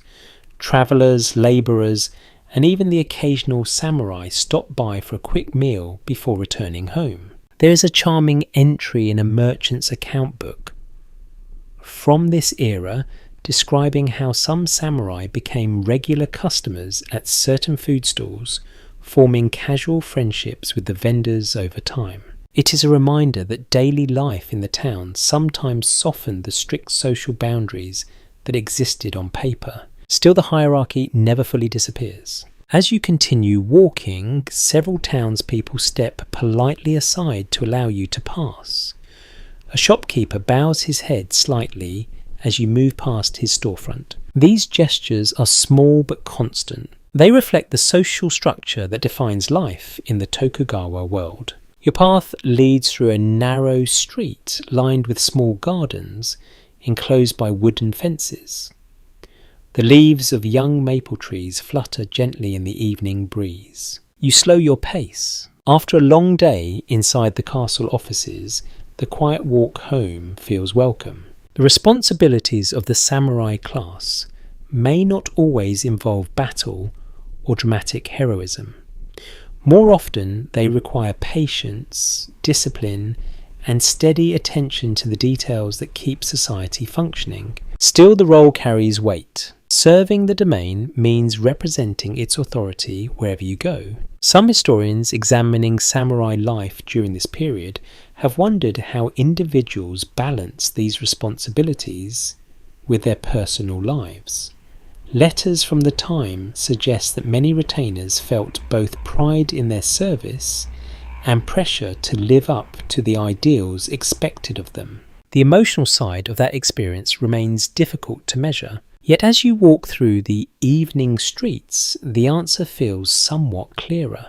Being a samurai is not only about swords and loyalty, it is about living each day with awareness that your actions reflect something larger than yourself. Ahead, the familiar entrance to your street appears. Lantern light glows softly from several doorways. The sounds of families preparing their evening meals drift into the road. Another day in the life of a samurai is drawing quietly toward its close. The sky above the castle town glows with the soft colours of evening as you turn onto the street that leads toward your home. Lanterns are beginning to appear outside doorways, their warm light flickering gently against the darkening wood of the buildings. The day's work inside the castle is finished, but the rhythms of town life continue. Your sandals tap quietly against the packed earth road. Around you, the atmosphere feels different from the busy energy of the morning. Merchants pack away their goods while exchanging the final conversations of the day. A cart creaks slowly past, carrying empty rice baskets back toward a nearby village. Somewhere behind you, a group of children laughs before being called inside by a parent. Evening invites a softer pace. You pass a small sake shop where two craftsmen sit on low stools outside the entrance. Their voices carry softly through the air as they discuss the progress of a roof repair they have been working on all week. When they notice your swords, their conversation pauses briefly. Both men incline their heads respectfully. You acknowledge them with a small nod before continuing on. This silent exchange happens almost automatically now. People recognize the signs of your station the moment they see the paired swords at your waist. The dice show communicates your place within the domain's social structure more clearly than words ever could. During the Tokugawa period, social order was reinforced through countless small rituals like this. Respectful bows, careful language, and proper posture all helped maintain harmony within the highly structured society that emerged after the long centuries of civil war. Your path leads past a narrow bridge, crossing the canal that runs through this district. The water flows quietly beneath the wooden planks. Lantern lights reflects in small ripples on the surface, creating shifting patterns that dance along the underside of the bridge. You pause for a moment at the railing. The town looks peaceful from here. Roofs stretch outward in orderly rows, and beyond them, the white walls of the castle rise calmly against the deepening sky. The sounds of daily life continue, but at a gentler volume now. A dog barks somewhere in the distance. A kitchen door slides shut with a soft thud. Moments like this allow the mind to wander. You think again about the rules that shape the behaviour of everyone in this town, especially the samurai. Etiquette among the warrior class is surprisingly detailed. Even the way you sit, stand, or place your hands during conversation carries meaning. Formal greetings follow established patterns. When two samurai of equal rank meet, each bows with measured precision. When a lower-ranking retainer greets a superior, the bow becomes deeper and more deliberate. These customs developed gradually as the Tokugawa government emphasized stability and discipline. Maintaining proper etiquette was seen as a way to reinforce respect for hierarchy and prevent unnecessary conflict. There is a small but memorable anecdote recorded in the travel journal of a visiting scholar from Kyoto. He described attending a gathering where several samurai spent nearly as much time arranging their seating positions according to rank as they did discussing the matter that had brought them together. To an outsider, it seemed almost theatrical. Yet to the participants, such details mattered deeply. You leave the bridge and continue walking. The air grows cooler as the sun sinks lower behind the distant hills. Lanterns now glow steadily along the street, illuminating the path toward the residential district where your home waits. Ahead of you walks another samurai, perhaps slightly older than yourself. His posture remains upright despite the long day, and his steps move at a calm, measured pace. As you draw closer, he turns slightly and offers a polite greeting. You exchange bows. Your conversation is brief. He mentions that tomorrow a small meeting will take place at the castle to discuss several village irrigation projects. You respond that you have seen the reports and expect the matter to move forward smoothly. Both of you speak quietly, using the careful tone that samurai employ in public spaces. When the conversation ends, he continues down another street while you proceed toward home. Walking alone again, you reflect on how much attention samurai culture places on outward behaviour. Maintaining dignity at all times can feel demanding. Yet many retainers believed these rules served an important purpose. By controlling their own actions, samurai demonstrated the discipline expected of those entrusted with authority. Not everyone agrees on how strictly these ideals were followed in everyday life. Some historians suggest that many samurai privately relaxed these rules when among close friends or family. Others argue that the pressure to maintain proper conduct remained strong even in private settings. The truth likely varied from household to household. You finally reach the entrance to your street. Lanterns glow softly along the fences, and the quiet sounds of evening meals drift from nearby houses. The scent of grilled fish and simmering broth fills the air. Your own home stands just ahead. Light shines through the paper windows, casting a gentle golden glow onto the path outside. The familiar sight brings a quiet sense of comfort after the long day inside the castle offices. You slide open the wooden door and step inside. The warmth of the house greets you immediately. Tatami mats cushion your feet as you remove your sandals at the entrance. Your swords are placed carefully on their stand beside the doorway. For the first time since morning, the weight at your waist disappears. The day's duties are finished, and within the quiet walls of your home, the life of a samurai shifts from public responsibility to the calmer rhythms of family and evening rest. The quiet inside your home feels different from the controlled silence of the castle offices. Here the stillness carries warmth rather than formality. The soft glow of a lantern light spreads across the tatami floor, and the faint smell of supper drifts from the kitchen area toward the entrance where you now stand. You remove your sandals and place them neatly beside the door. The house greets you with familiar sounds. A wooden ladle touches the rim of a pot somewhere in the back room. One of the children murmurs something softly while practicing reading aloud. The gentle rhythm of evening life has already begun. Your swords remain resting on the wooden stand near the entrance. You pause for a moment to look at them. Throughout the day, they served as symbols of your status, quietly announcing your place within the domain. Now inside the house, they become simply objects of careful responsibility. Many samurai households followed a specific custom when returning home. The katana and wakizashi were removed and placed on a rack called a katana cock. This small stand served both a practical and symbolic purpose. It protected the blades while also reminding everyone in the house that weapons should remain under respectful control. Several surviving household manuals from the Edo period describe exactly how swords should be positioned on such racks. The cutting edge faced upward, and the hilt pointed in a particular direction, depending on whether the owner was present or absent. Small details carried meaning. You slide open the inner door and step into the main room. Your wife sits beside the hearth preparing the evening meal. The soft glow of the cooking fire lights the room with gentle orange tones.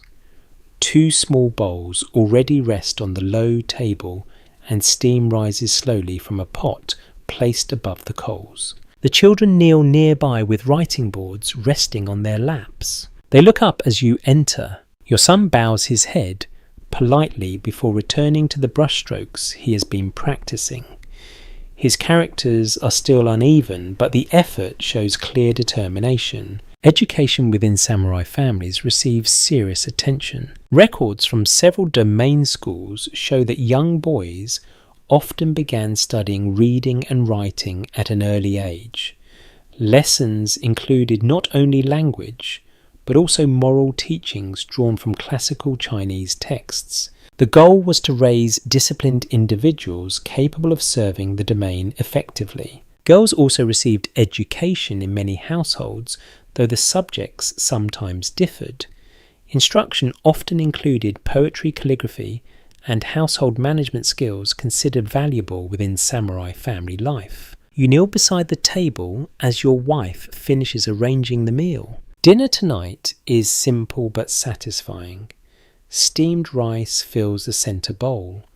A plate of grilled fish rests beside it, along with pickled vegetables and a small serving of tofu in broth. Meals in samurai homes tended to remain modest, compared with the extravagant banquets sometimes imagined in popular stories. This simplicity partly reflected financial realities. Although samurai held high social status, many lived on fixed stipends provided by their lord. These stipends were often calculated in rice and did not always keep pace with the rising costs of life in castle towns. An interesting note appears in a merchant ledger from the late 17th century, describing how some samurai quietly visited moneylenders when their stipends ran short before the next payment arrived. The image of wealthy warriors does not always match the economic realities of the time. You begin eating. The rice tastes warm and comforting after the long day. The grilled fish carries a slightly smoky flavour from the charcoal fire.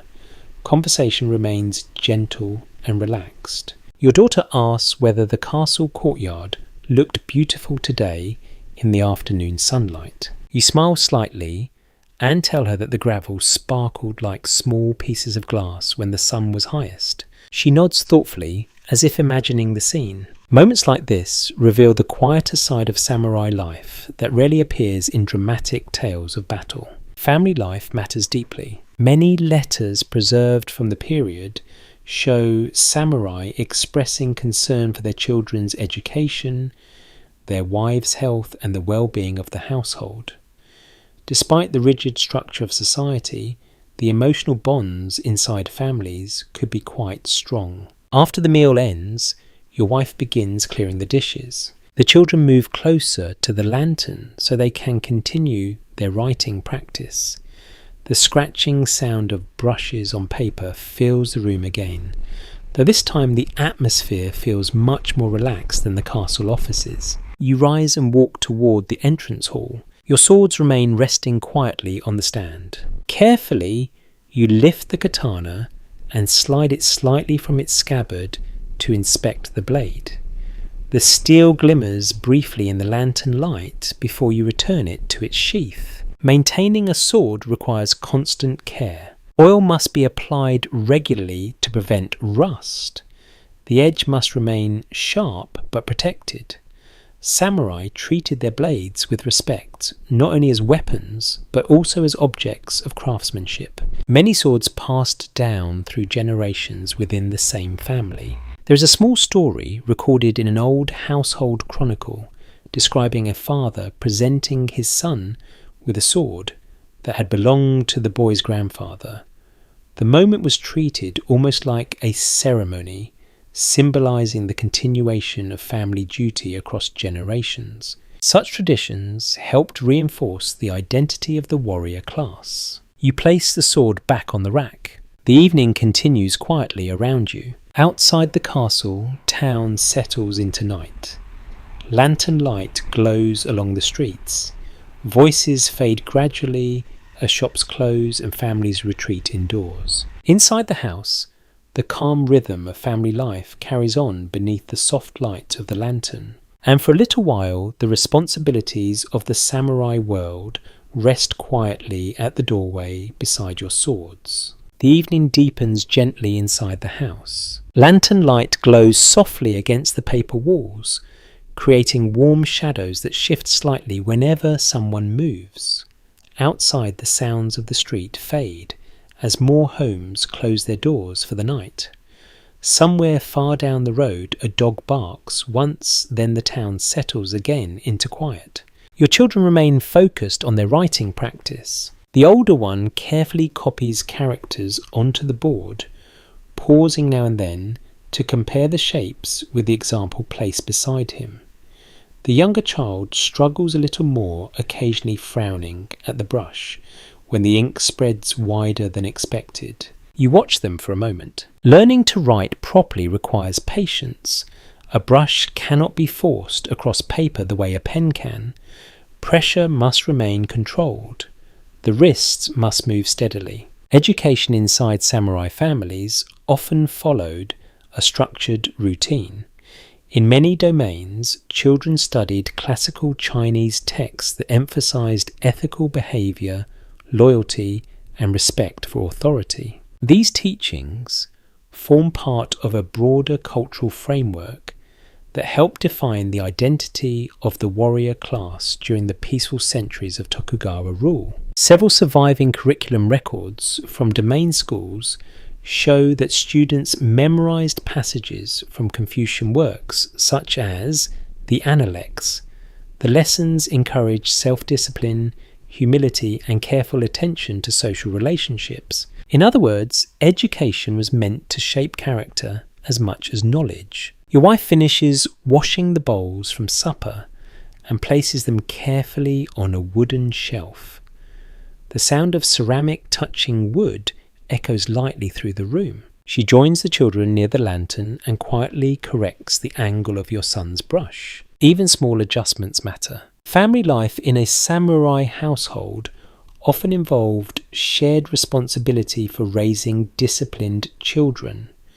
Fathers might supervise formal lessons when time allowed, while mothers ensured that daily habits reinforced respect and order within the home. There is an interesting note found in a 17th century household guide written by a samurai educator.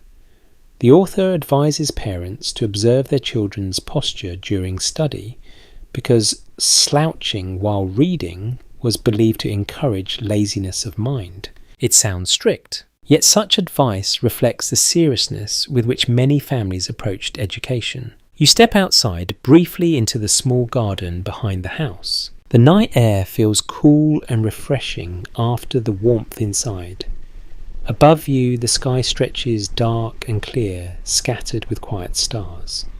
The rooftops of neighbouring homes form dark silhouettes against the faint glow of lantern light from nearby windows. Castle towns often became remarkably peaceful after nightfall. Without modern lighting, most daily activities ended soon after sunset.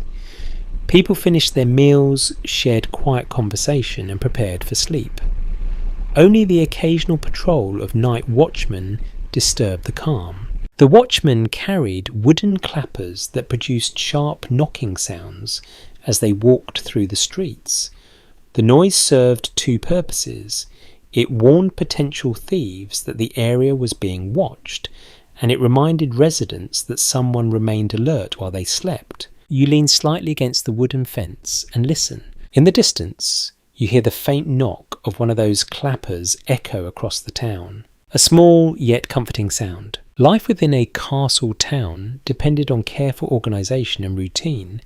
Even nighttime had its own structure. You return inside. The children have finished their practice for the evening and now sit quietly beside the lantern. Your wife brings a small pot of tea and pours a cup for each of you. The steam rises slowly in the warm air. Evening tea often marks the final calm moment before the household prepares for sleep. Conversation drifts gently between topics. Your son asks whether samurai in earlier times really fought battles as often as the stories suggest. You think about the question before answering. Historical chronicles from the Sengoku era describe nearly constant conflict between rival warlords. Samurai armies marched across provinces and castles changed hands repeatedly during those turbulent years. Yet the world your children know now is very different. The Tokugawa government has established strict policies designed to prevent such wars from returning.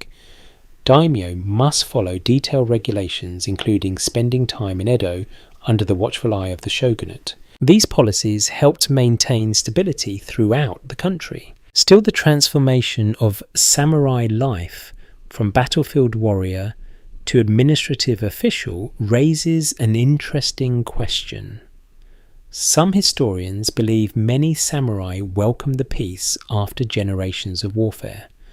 Others suspect that certain retainers quietly felt their martial traditions losing relevance in a world where swords were rarely drawn. The historical record leaves room for interpretation. What is clear is that samurai culture adapted. Warrior skills remained important, but they were now balanced with scholarship, governance, and personal discipline.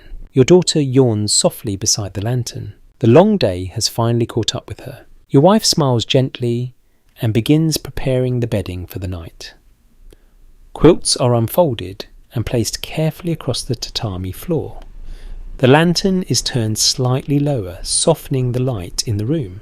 Outside the castle, town rests beneath the calm watch of the night sky. Inside the house, the quiet routines of family life continue steady and comforting. The swords at the entrance remain where you left them, silent guardians of a role that reaches beyond the walls of your home. The house grows quieter as the night settles deeper over the castle town. The lantern flame has been lowered, casting a softer glow across the tatami floor. Your children have already curled beneath their quilts, their breathing slow and steady as sleep gradually claims them. The room carries the peaceful stillness that follows a long day. Outside, the world moves more slowly now. The sounds of the town drift faintly through the paper walls. A distant footstep. The quiet clack of a night watchman's wooden signal blocks. Somewhere far away, the wind moves through the leaves of a tree. You sit for a moment near the hearth beside your wife, sipping the last of the evening tea. The warmth of the cup rests comfortably in your hands. Evenings in a samurai household often follow this calm pattern. After the day's duties and the evening meal, families share a short time together before sleep.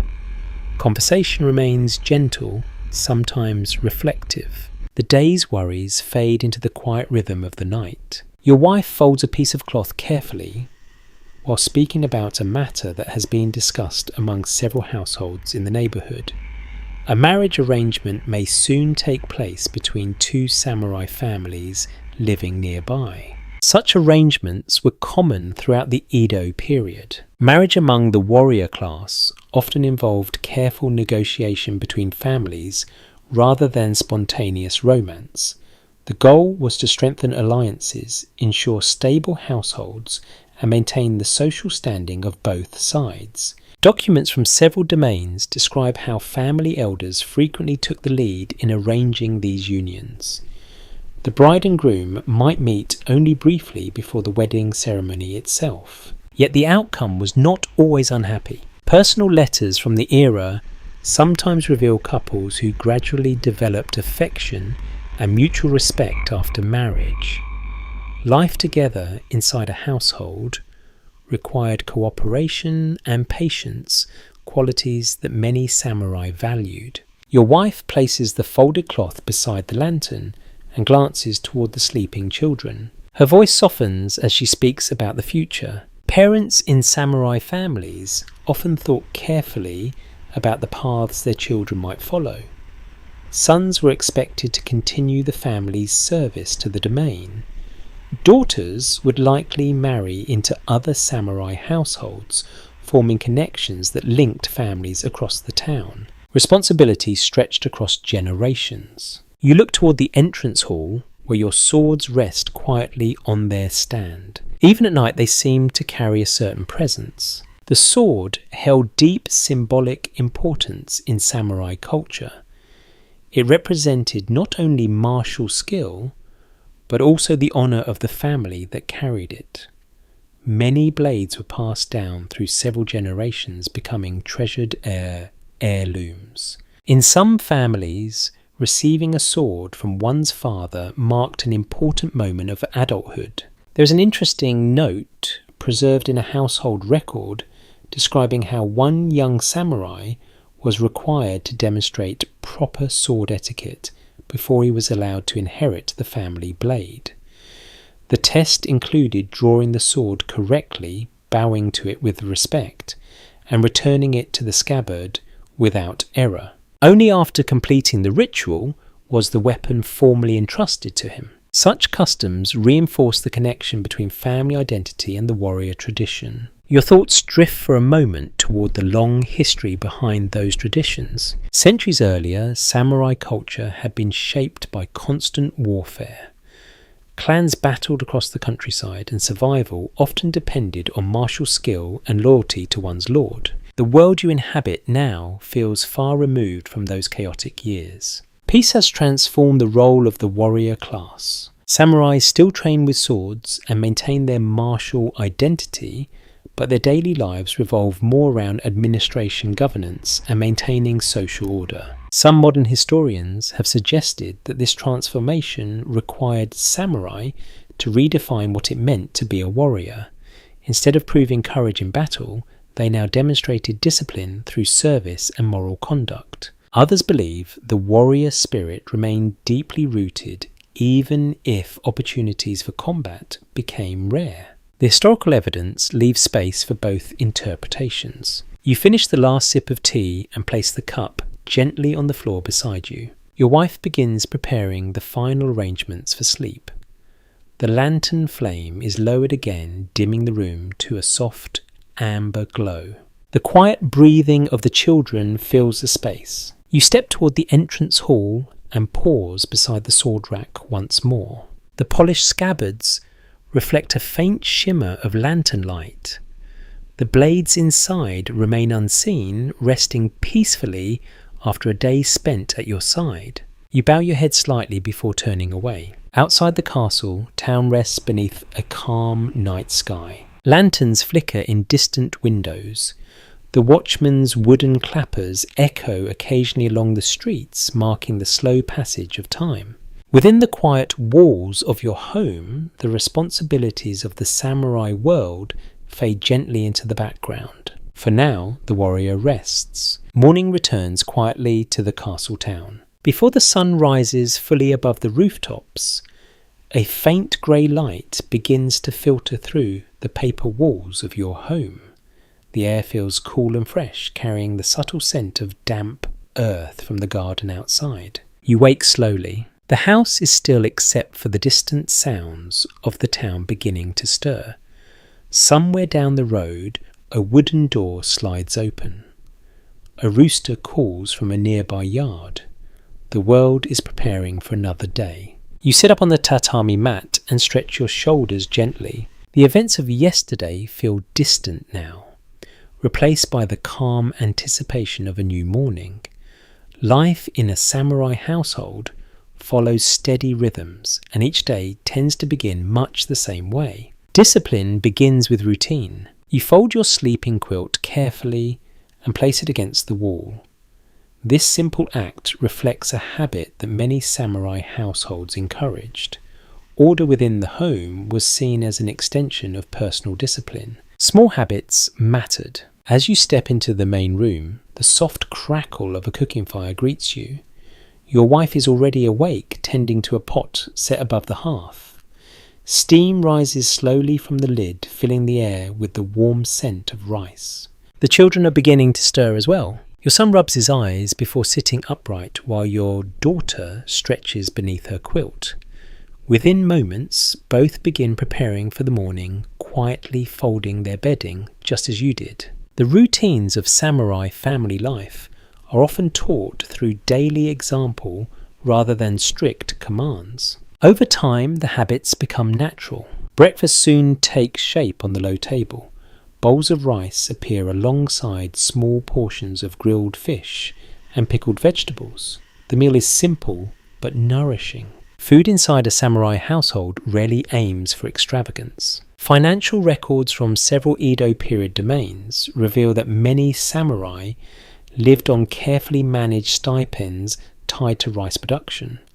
While their social status remained high, their actual income could be limited compared with wealthy merchants. This created an interesting contrast within castle towns. Samurai held political authority, yet merchants often possessed greater personal wealth. Such differences occasionally produced quiet tensions beneath the surface of daily life. You kneel beside the table as the meal begins. Conversation remains calm and unhurried.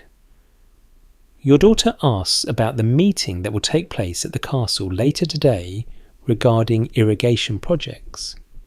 You explain that village officials have requested help repairing water channels damaged by recent rains. The matter sounds simple, yet irrigation played a critical role in rice cultivation. Domain authorities paid careful attention to water management.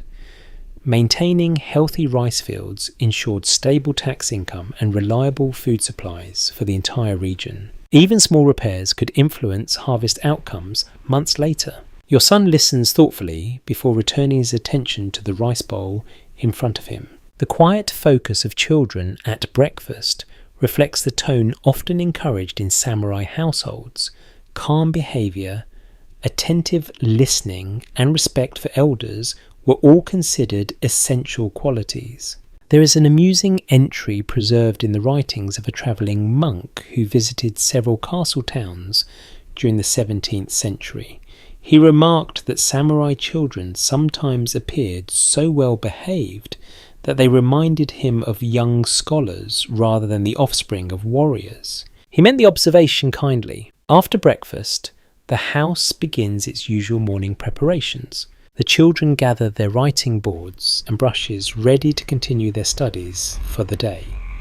Your wife tidies the room with practiced efficiency, sliding open a panel to allow fresh air and sunlight inside. The first golden rays of morning now illuminate the garden outside. You move toward the entrance hall. Your swords rest quietly on their stand, where you left them the night before.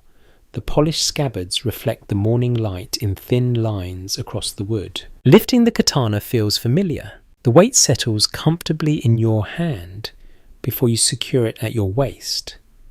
The wakizashi follows beside it, completing the paired set that marks your status as a member of the warrior class. Even in times of peace, the ritual of wearing the swords remains important. For many samurai, the act of fastening the blades each morning served as a reminder of their responsibilities.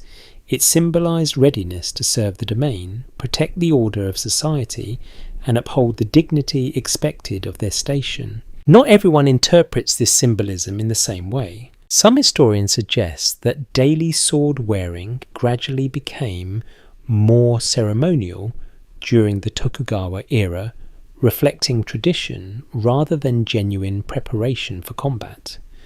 Others believe the habit preserved the psychological identity of the warrior class, even when battlefields grew rare. Both interpretations appear in modern historical discussions. You step outside the house. The morning sun now rises clearly above the rooftops, casting bright light across the narrow street. Townspeople move about their early tasks. A merchant sweeps dust from his doorway.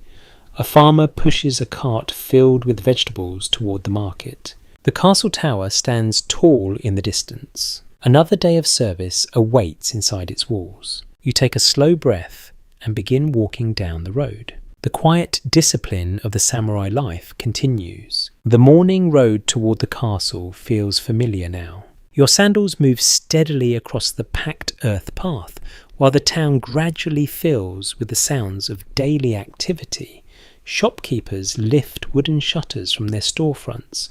Farmers arriving from nearby villages guide carts loaded with vegetables, bundles of straw, and baskets of fresh produce. The air carries a mixture of scents: rice cooking in morning kitchens, damp wood from freshly washed doorsteps, the faint sweetness of incense drifting from a small shrine along the roadside. You walk at a calm, measured pace. Samurai were expected to move through public spaces with quiet composure. Running through the streets or behaving loudly would appear careless and undignified. Even simple actions like walking reflected the discipline associated with the warrior class. Ahead, the canal glimmers in the sunlight as you cross the small bridge once more. The water flows slowly between its stone banks. A pair of ducks glide across the surface, while a fisherman checks a simple net stretched near the edge. Scenes like this unfold every morning across castle towns throughout Japan. These towns, developed carefully around the residences of daimyo, the regional lords who governed their domains under the authority of the shogun. Streets often followed planned layouts designed to place samurai districts closest to the castle, while merchants and artisans occupied areas farther away. This arrangement allowed the warrior class to respond quickly if trouble ever appeared near the seat of power. You continue down the main road. Other samurai now appear along the street, heading toward the castle just as you are. Some walk alone, their expressions thoughtful as they prepare for the day's responsibilities.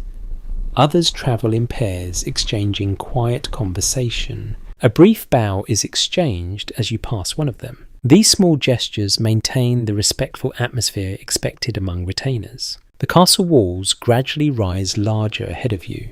Their white surfaces shine brightly beneath the morning sun. The enormous stones supporting the base of the wall fit together so precisely that they appear almost seamless. Construction of such fortifications required tremendous labour. Records from the early 17th century describe how large teams of workers transported stone blocks from distant quarries using wooden sledges and carefully arranged rollers. Entire villages sometimes contributed manpower to these projects. The finished walls were designed not only to protect the castle, but also to demonstrate the authority and resources of the ruling domain. You approach the main gate. 2 guards stand at their posts, their armour simple but well maintained. Each carries a spear, while their swords hang quietly at their sides. They recognise you and offer polite nods. The gate itself stands tall and heavy, its thick beams reinforced with iron fittings. When open, it frames a view of the inner courtyard where the administrative buildings wait. You step through. Inside the castle grounds, the atmosphere changes slightly. Movement here feels more deliberate. Messengers cross the courtyard with bundles of documents tucked beneath their arms. Servants carry supplies toward storage buildings. Groups of retainers head toward different offices depending on their duties for the day. The meeting about the irrigation projects will take place later this morning. For now, you have time to review several reports related to the issue. You enter the familiar administrative room and kneel at your desk. Sunlight slips through the open window, illuminating the stack of scrolls waiting for you. Each contains information gathered from village officials describing the condition of water channels, levees, and field boundaries. Water management formed one of the most important responsibilities within agricultural domains. Rice cultivation depended heavily on carefully controlled irrigation systems. Even small disruptions could reduce harvest yields and affect the taxes that supported the entire governing structure. A curious note preserved in one domain archive describes how villagers sometimes held ceremonies to honour local water spirits before beginning major irrigation repairs. The belief was that respecting the unseen forces connected to rivers and streams might encourage favourable conditions for the crops. Spiritual traditions often blended naturally with practical farming concerns. You unroll the first scroll and begin reading. The report describes a damaged canal wall caused by heavy rain. Stones have shifted, allowing water to escape before reaching the lower fields. Repairing the structure will require labour from several nearby villages. You begin summarising the information with steady brushstrokes. Across the room, another retainer reviews maps showing the layout of the affected farmland. His finger traces narrow lines representing irrigation channels that spread across the valley like branches of a tree. These diagrams help officials visualise how water flows between fields. A small group of retainers gathers near the doorway, discussing which villages should contribute workers to the repair effort. Their voices remain low but focused. Administrative decisions like this one shape the daily lives of many farmers beyond the castle walls. You continue writing. While doing so, your thoughts drift briefly to the broader system that connects all these activities. The Tokugawa government created a network of domains across the country, each responsible for maintaining order and economic stability within its borders. Samurai served as the officials who kept that system functioning. Some modern historians have suggested that this transformation into administrative governance required samurai to develop skills very different from those used on battlefields.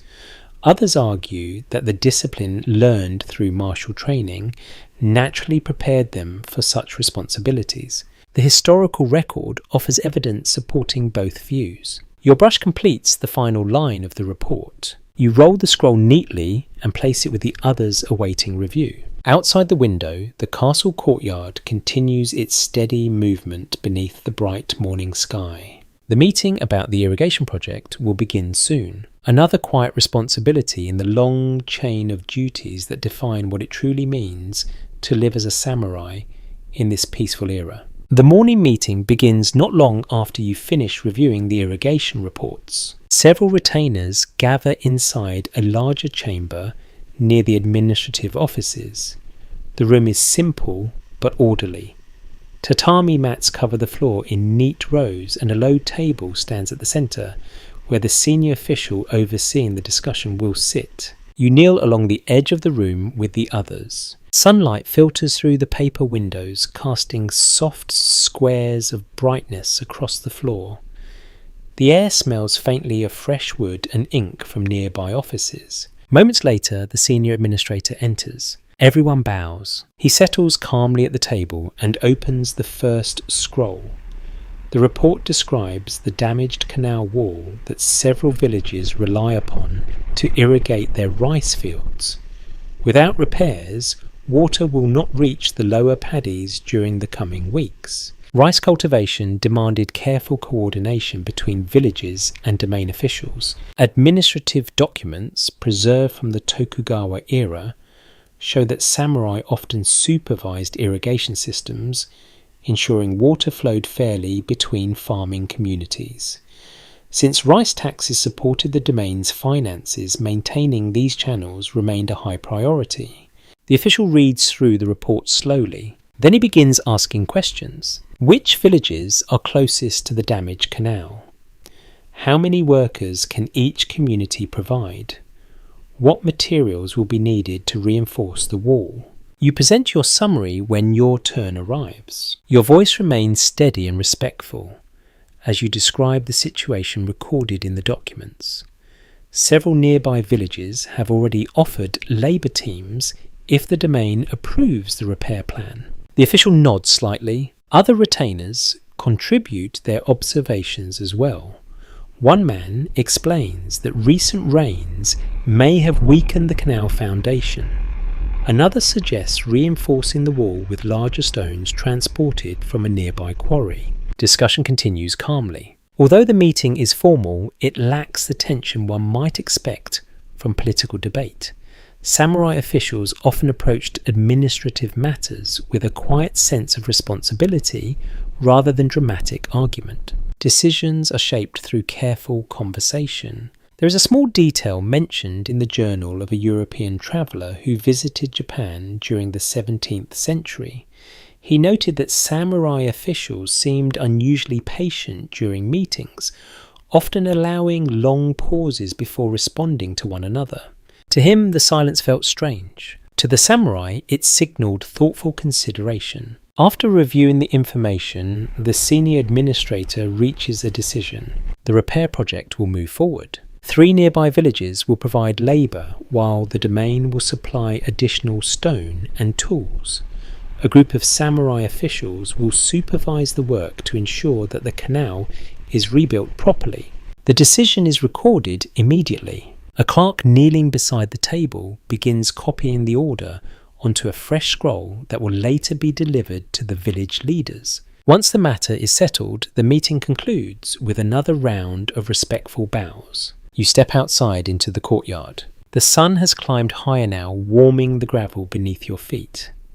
Several retainers linger near the walkway, discussing the meeting in low voices. One of them remarks that irrigation disputes can sometimes create tension between neighbouring villages if water distribution is not handled carefully. He's not wrong. Access to water could determine whether a harvest succeeded or failed. Historical records from various domains occasionally mention disagreements between farming communities over irrigation rights.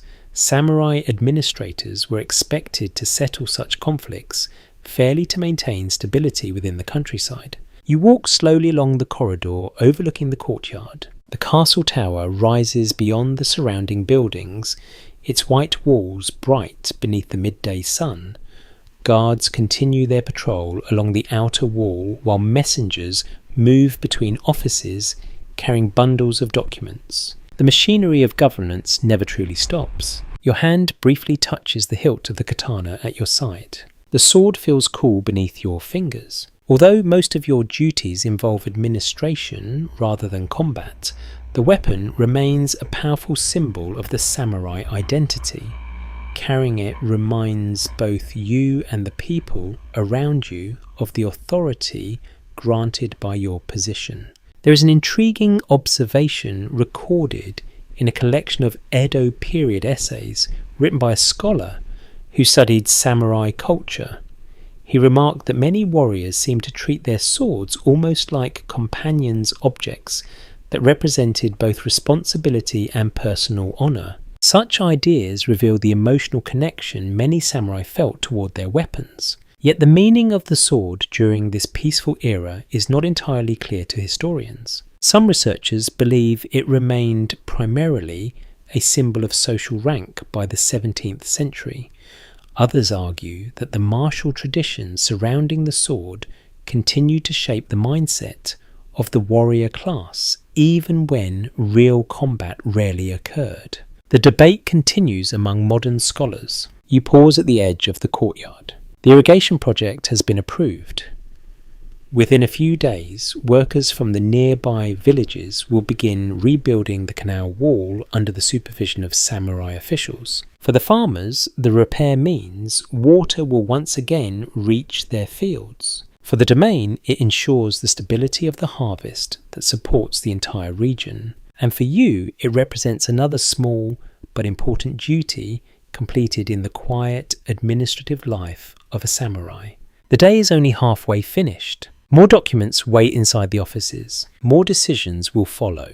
The peaceful world of the Tokugawa era continues to depend on careful attention to details, like these carried out by men who once might have spent their days preparing for war. The meeting disperses gradually. A few retainers return directly to their desks, while others remain outside in the courtyard, for a moment stretching their legs and enjoying the warm midday sun.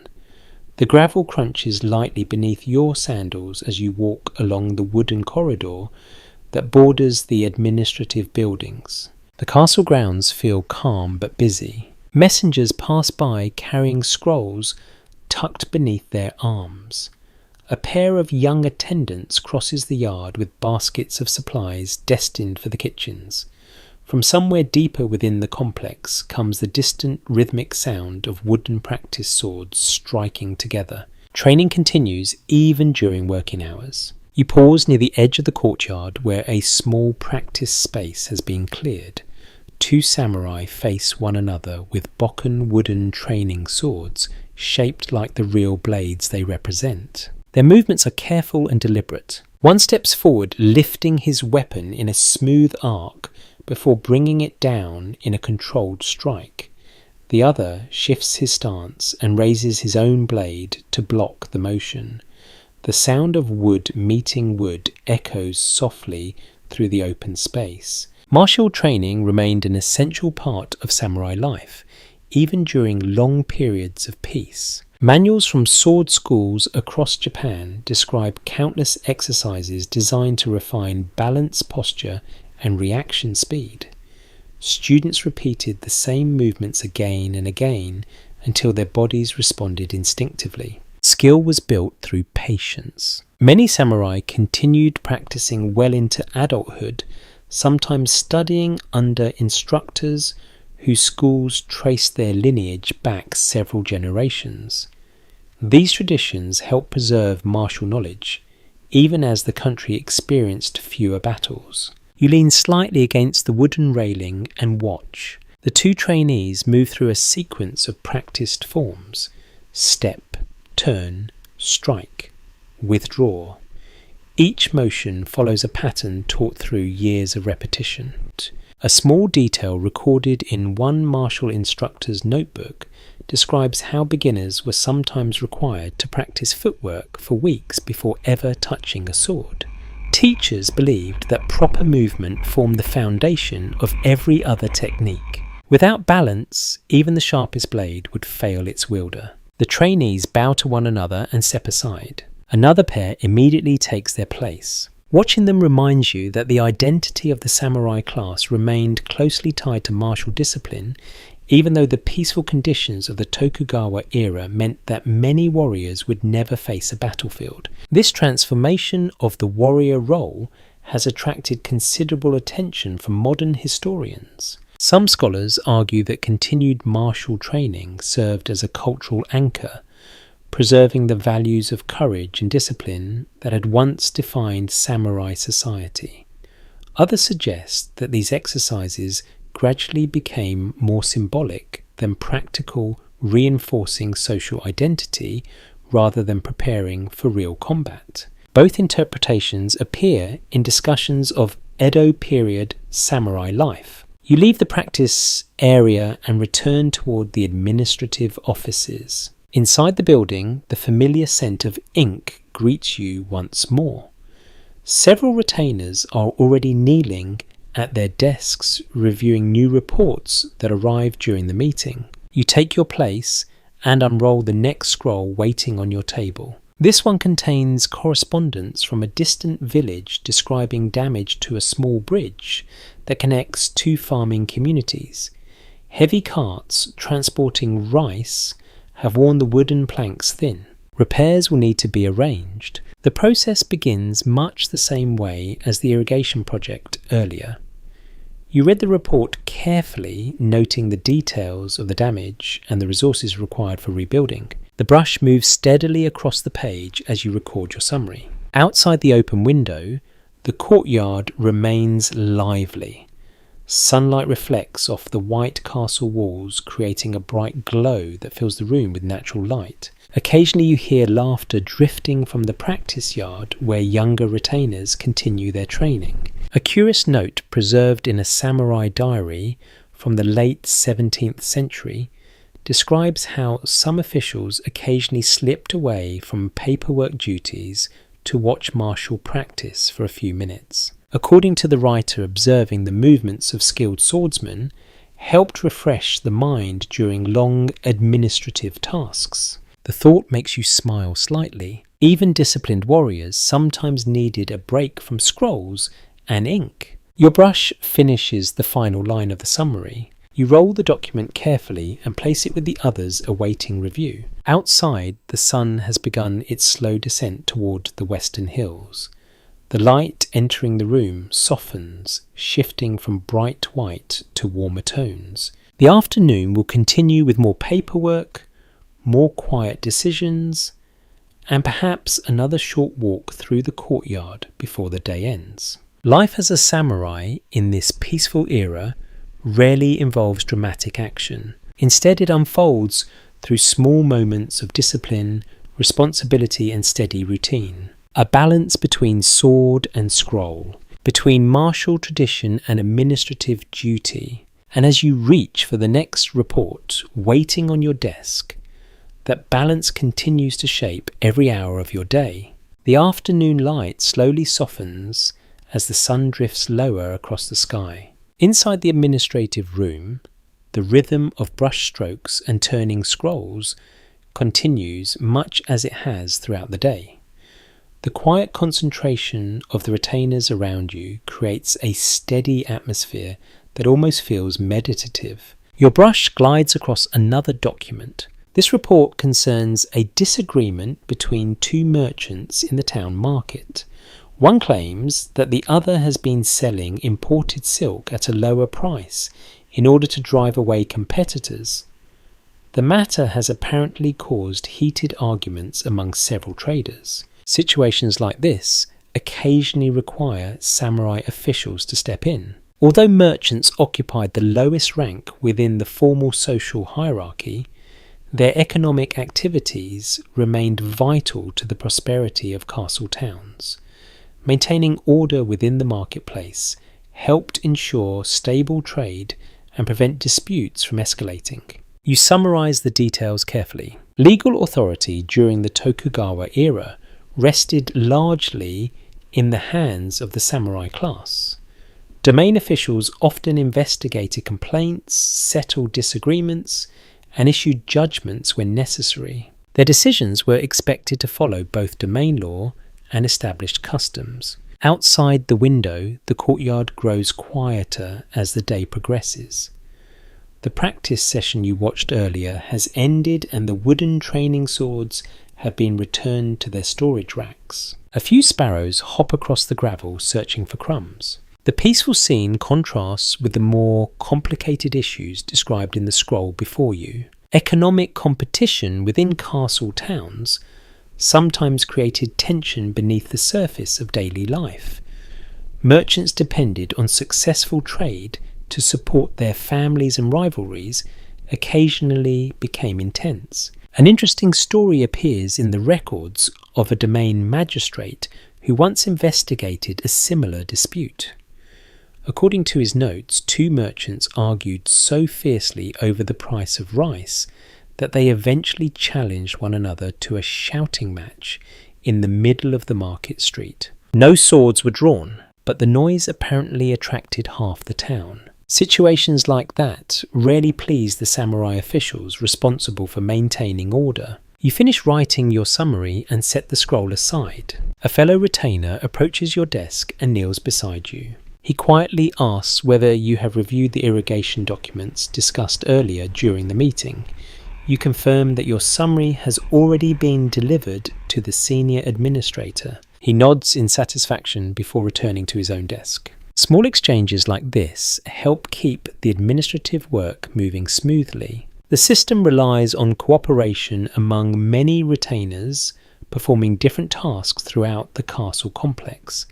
Some gather reports from villages, others analyse the information, senior officials review the final recommendations. Together, these efforts guide the decisions that shape life throughout the domain. You pause briefly to stretch your shoulders. Through the window, you notice the sunlight beginning to turn golden as evening approaches. The shadows in the courtyard grow longer, stretching across the gravel like quiet lines. A few messengers hurry past, carrying the last documents of the day. Your thoughts wander for a moment to another aspect of samurai life that occasionally surfaced in castle towns: dueling.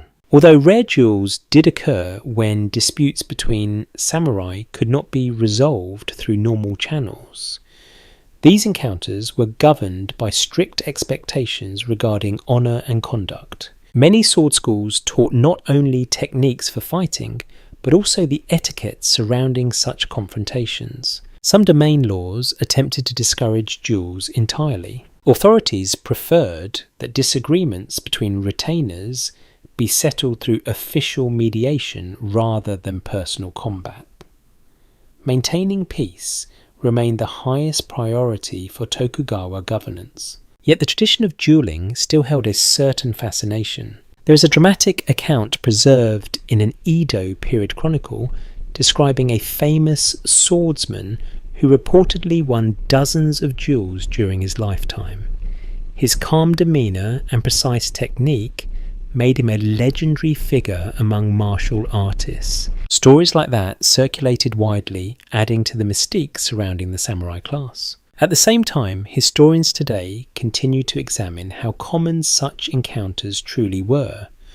Some believe that the majority of duels described in later literature became exaggerated over time, transforming ordinary disputes into heroic legends. The reality may have been far less dramatic. You return your attention to the scroll waiting on your desk. This final report of the day contains tax figures from several farming villages. The numbers are written carefully by the village headman, each column representing the estimated rice yield from different fields. You record the information in the domain ledger. Maintaining accurate records ensures that the domain's finances remain stable. Even small discrepancies can cause complications when stipends for samurai retainers are calculated. Outside, the sky begins shifting toward the deep colours of sunset. Soon the workday will end once more. Your brush completes the final entry. You roll the scroll closed and place it neatly on the stack awaiting review. The quiet world of samurai administration continues to move forward through tasks like these, shaping the peaceful order that defines life in this era. And as the last lights of afternoon touches the castle walls, another day of service slowly approaches its close. The last reports of the afternoon are finally finished. Your brush rests quietly across its holder while the room around you begins to stir with the subtle signs that the workday is ending.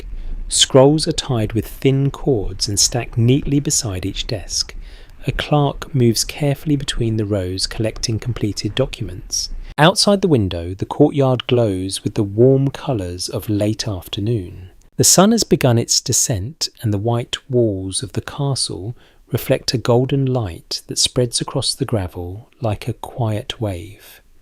Shadows stretch longer along the ground, while the distant tower of the castle rises calmly against the sky. You rise slowly from the tatami mat. After many hours kneeling at the desk, your legs feel slightly stiff. The movement restores circulation to your feet, and you take a moment to stretch your shoulders before stepping outside onto the wooden corridor. Several other retainers are already there. Some lean against the railing while speaking quietly about the matters discussed earlier in the day. Others simply watch the courtyard in silence, enjoying the brief pause before leaving for home. The atmosphere is calm. Administrative duties inside the castle followed regular hours that allowed samurai to return to their households before nightfall. Unlike soldiers in active wartime, retainers in peaceful domains often lived with their families inside the castle town. This arrangement created a unique balance between official responsibilities and domestic life. You walk slowly along the corridor. The gravel below crunches softly as a messenger crosses the courtyard, carrying the final bundle of reports toward a senior official's office.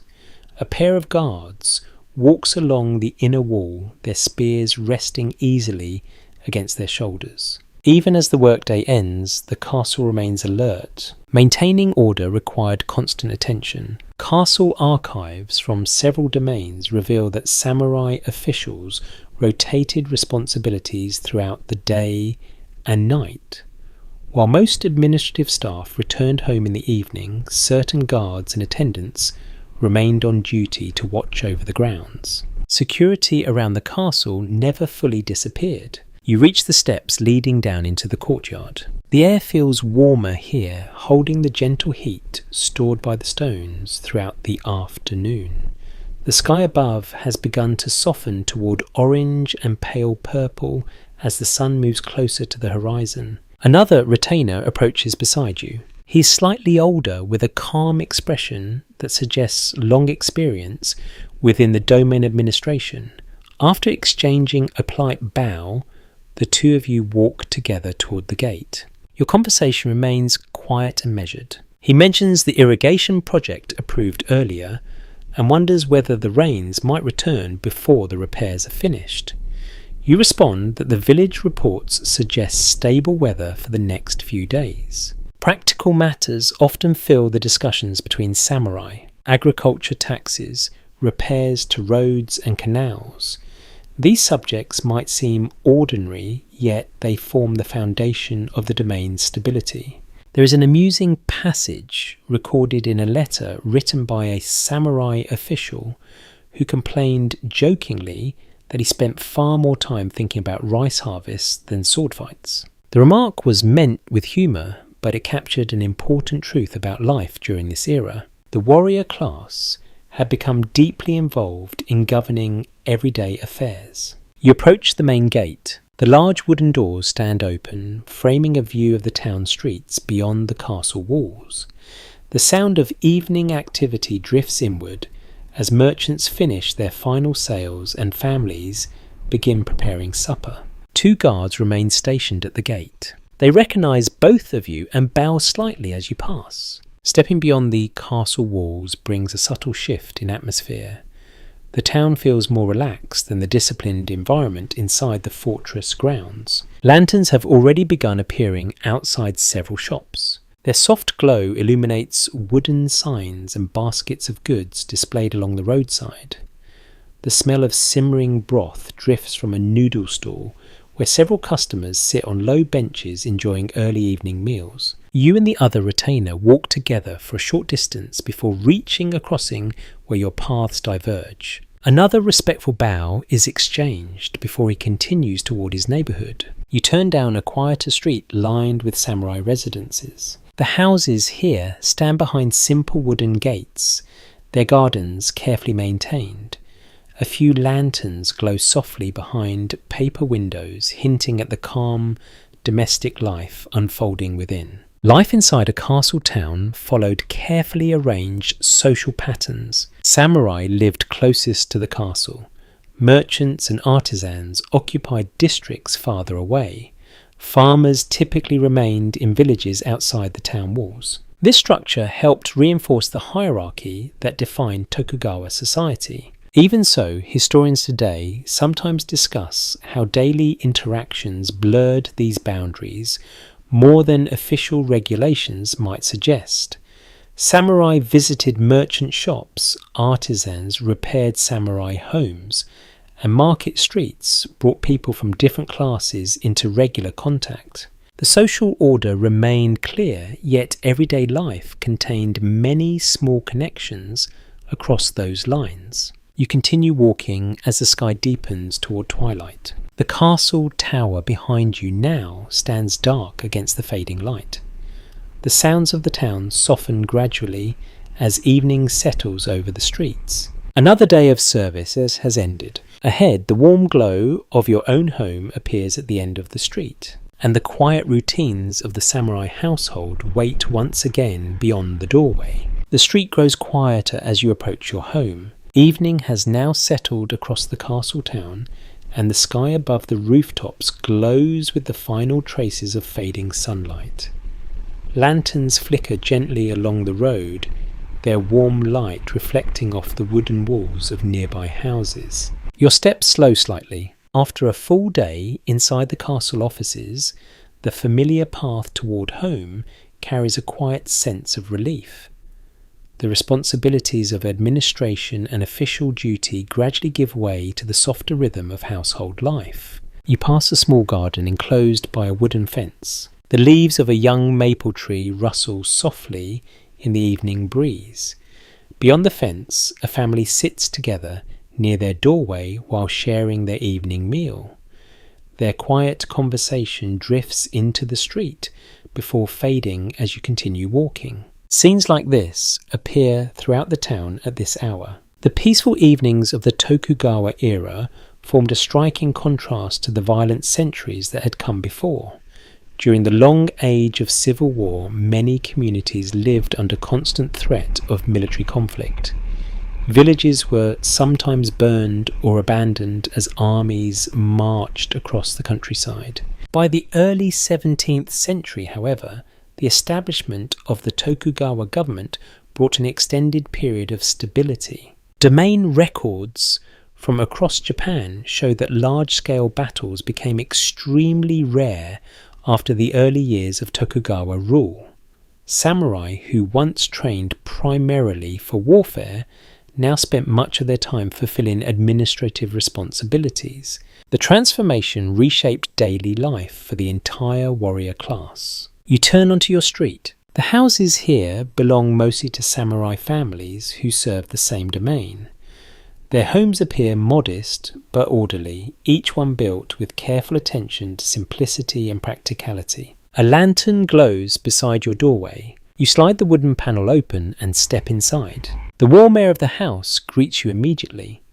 The soft scent of cooking rice still lingers from the evening meal, and the gentle light of a lantern illuminates the main room. Your children sit together near the low table. They appear to be studying a small illustrated book while whispering quietly to one another. When they notice you enter, they quickly close the book and bow their heads respectfully. You smile faintly and return the greeting. Moments like this reveal the balance between discipline and affection that shaped many samurai households. Children were taught to behave with respect toward their parents, yet family bonds remained warm and supportive. Your wife emerges from the kitchen area carrying a small pot of tea. She pours a cup for you and gestures towards the table. You kneel beside it, allowing the warmth of the drink to ease the fatigue of the day. The quiet conversation that follows centres on ordinary matters, the progress of the children's lessons, a neighbour who plans to travel to a nearby town next week. Domestic life often unfolded through these gentle exchanges. There is a curious observation preserved in the diary of a visiting Dutch merchant who spent time in Japan during the 17th century. He wrote that samurai homes appeared far calmer than he expected from a society famous for its warriors. Instead of loud gatherings or displays of wealth, he often encountered quiet rooms, simple meals, and careful routines centered on family life. The impression surprised him. It suggests that the public image of the samurai as fierce fighters did not always match the peaceful reality inside their homes. Your son begins asking questions about sword training at the castle. He wonders how long it takes to become truly skilled with the blade. You consider the question for a moment before answering. Mastery of swordsmanship requires years of practice. Students repeat the same movements again and again until the body remembers them without conscious thought. Footwork balance and timing become as important as strength. Yet in the peaceful world your children are growing up in, those skills may rarely be tested in real combat. Modern historians often reflect on this shift when studying the Tokugawa era. Some believe that martial traditions gradually evolved into forms of discipline and personal development rather than preparation for battle. Others suggest that the warrior ethos remained strong beneath the surface, preserved through training literature and codes of conduct. The historical sources provide evidence supporting both perspectives. Your daughter listens carefully before asking whether samurai ever fought duels in the streets of the town. You shake your head gently. While disputes sometimes occurred, most domains discouraged such confrontations. Maintaining public order remained the responsibility of the warrior class, and unnecessary violence threatened the stability the government worked so hard to preserve. Disagreements between samurai were usually handled through mediation or official channels. Even so, stories of legendary swordsmen continued to circulate. Tales of wandering warriors and dramatic duels passed from one generation to the next, shaping the imagination of young listeners. You take another sip of tea. Outside the house, the night grows deeper. The castle tower stands quietly above the rooftops, while lanterns glow along the narrow streets. Somewhere in the distance, the watchman's wooden clappers echo through the town, marking the passage of time. Inside your home, the calm rhythm of family life continues. The children return to their books. Your wife tidies the room before preparing the bedding for the night, and you sit for a moment longer beside the lantern, reflecting on another day lived within the peaceful yet disciplined world of the samurai. Night deepens slowly over the castle town. Inside your home, the lantern light has softened, casting a gentle glow across the tatami floor. The children sit close together near the low table, quietly finishing the last pages of their reading before bedtime. Their voices rise and fall in soft whispers as they practice the characters they have learned. You remain seated beside the hearth, listening to the calm sounds of the household. Outside the town has grown quieter. Most shops have already closed their shutters. The merchants who filled the streets during the day have returned to their homes, and the narrow roads now belong mostly to the occasional passerby and the steady patrol of the night watch. From time to time you hear the familiar knock of wooden clappers echo through the distance. The watchmen move slowly through the neighbourhoods, striking the blocks together to signal their presence. The sound reassures sleeping residents that someone remains alert through the dark hours. This nightly patrol formed an important part of urban life in many castle towns. Local officials organised groups responsible for fire prevention and security. In communities where most buildings were constructed from wood, even a small fire could spread quickly if left unnoticed. Watchmen kept careful eyes on lanterns and cooking fires that might accidentally ignite nearby structures. Your daughter yawns softly as she closes her book. Your wife smiles and begins preparing the bedding for the night. Quilts are unfolded and spread across the floor in neat rows, each one placed with the same quiet precision that characterises many samurai households. Daily life often followed these steady patterns. Household guides, written during the Edo period, frequently emphasised the importance of order within the home. A well-organised household was believed to reflect the discipline expected from members of the warrior class. Even the arrangement of bedding could follow traditional practices. You rise and step briefly into the entrance hall. Your swords remain resting on their stand where you left them earlier in the evening. The polished scabbards catch a faint shimmer from the lantern behind you. For many samurai, the sword carried meaning far beyond its practical use. Period writings often describe the blade as representing the soul of the warrior.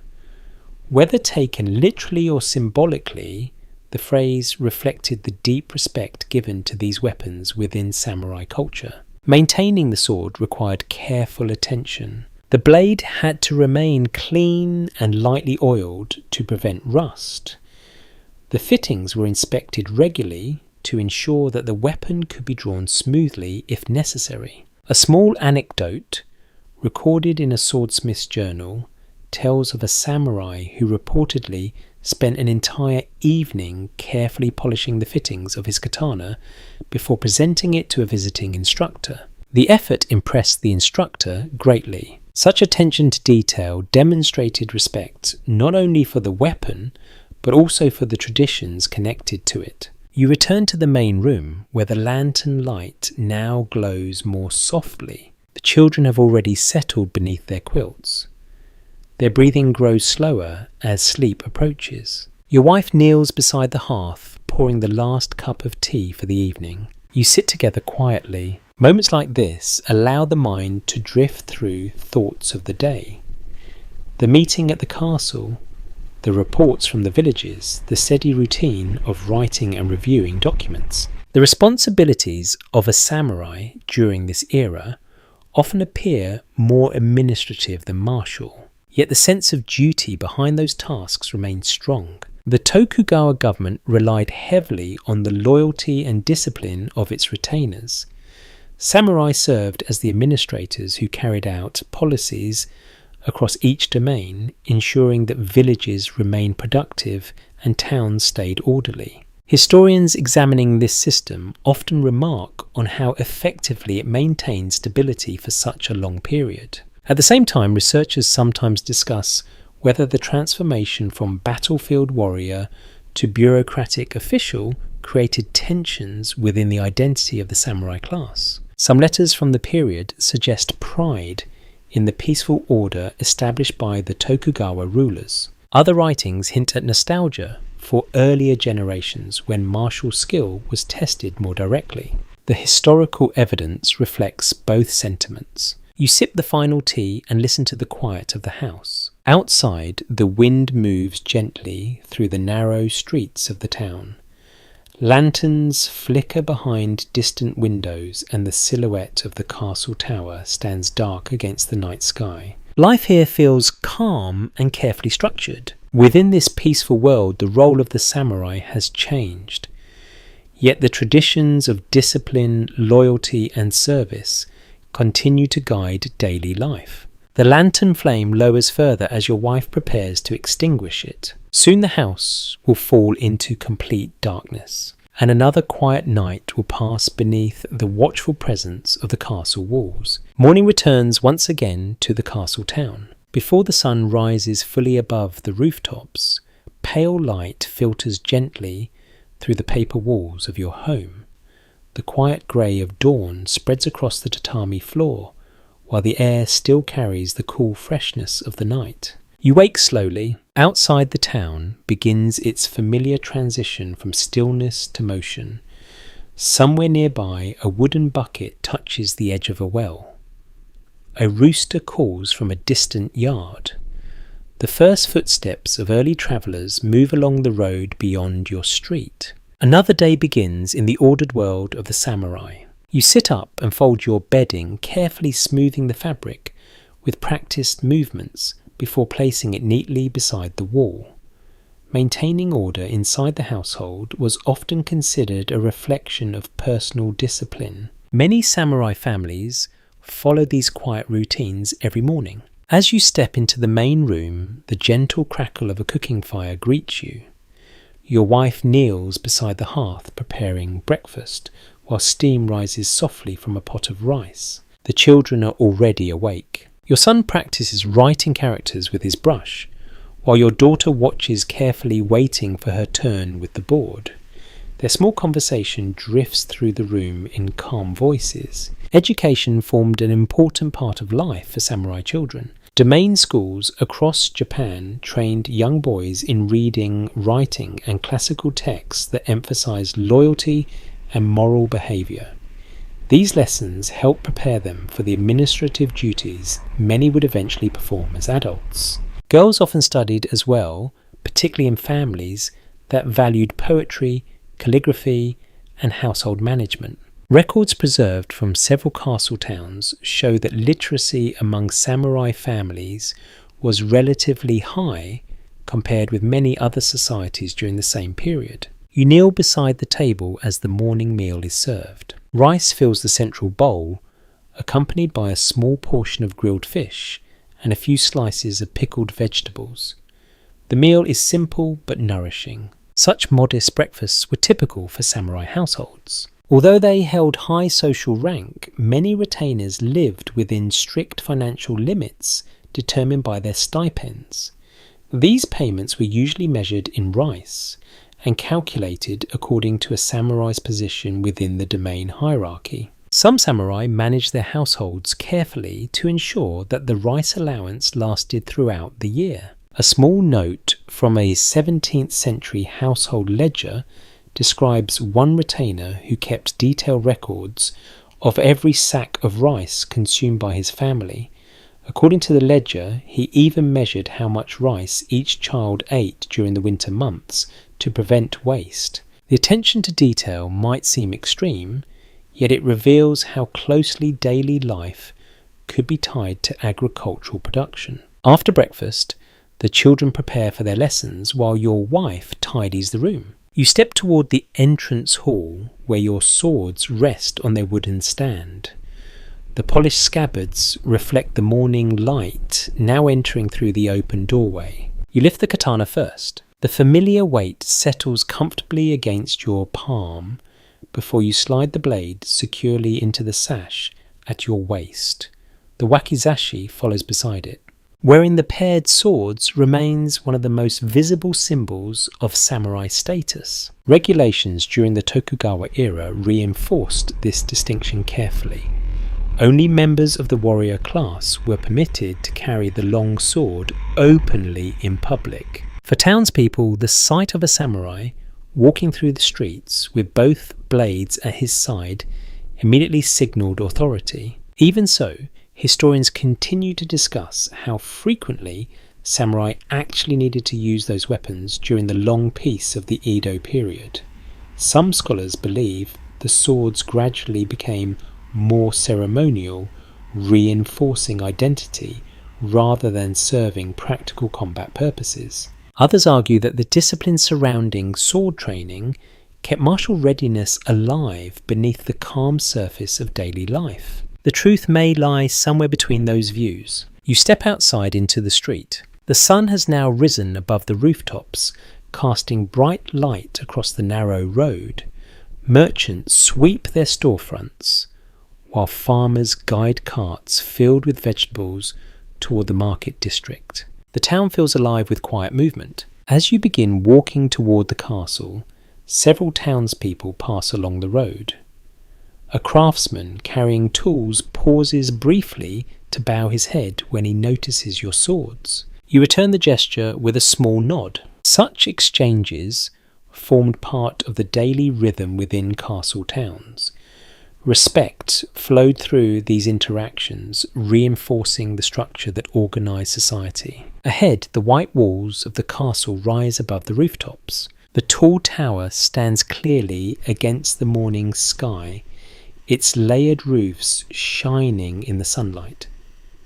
Within those walls, the administrative duties of the domain continue waiting. Reports will arrive. Meetings will take place. Decisions affecting villages and markets will pass through the quiet rooms where samurai officials gather. You walk steadily toward the gate. Another day of service is beginning. The castle gate stands open as you approach its heavy wooden beams, casting long shadows across the packed earth road. The guards stationed there recognize you immediately.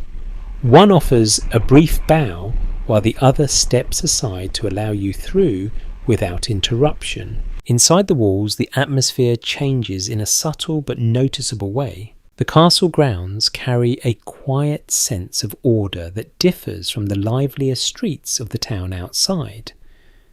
Messengers move with purpose between buildings. Servants carry baskets of supplies toward the kitchens. Retainers walk along the wooden corridors with scrolls tucked carefully beneath their arms. The rhythm of administration has already begun. You cross the gravel courtyard and step onto the familiar walkway leading toward the office where you spend most mornings. The boards creak softly beneath your sandals as sunlight spreads across the white walls surrounding the yard.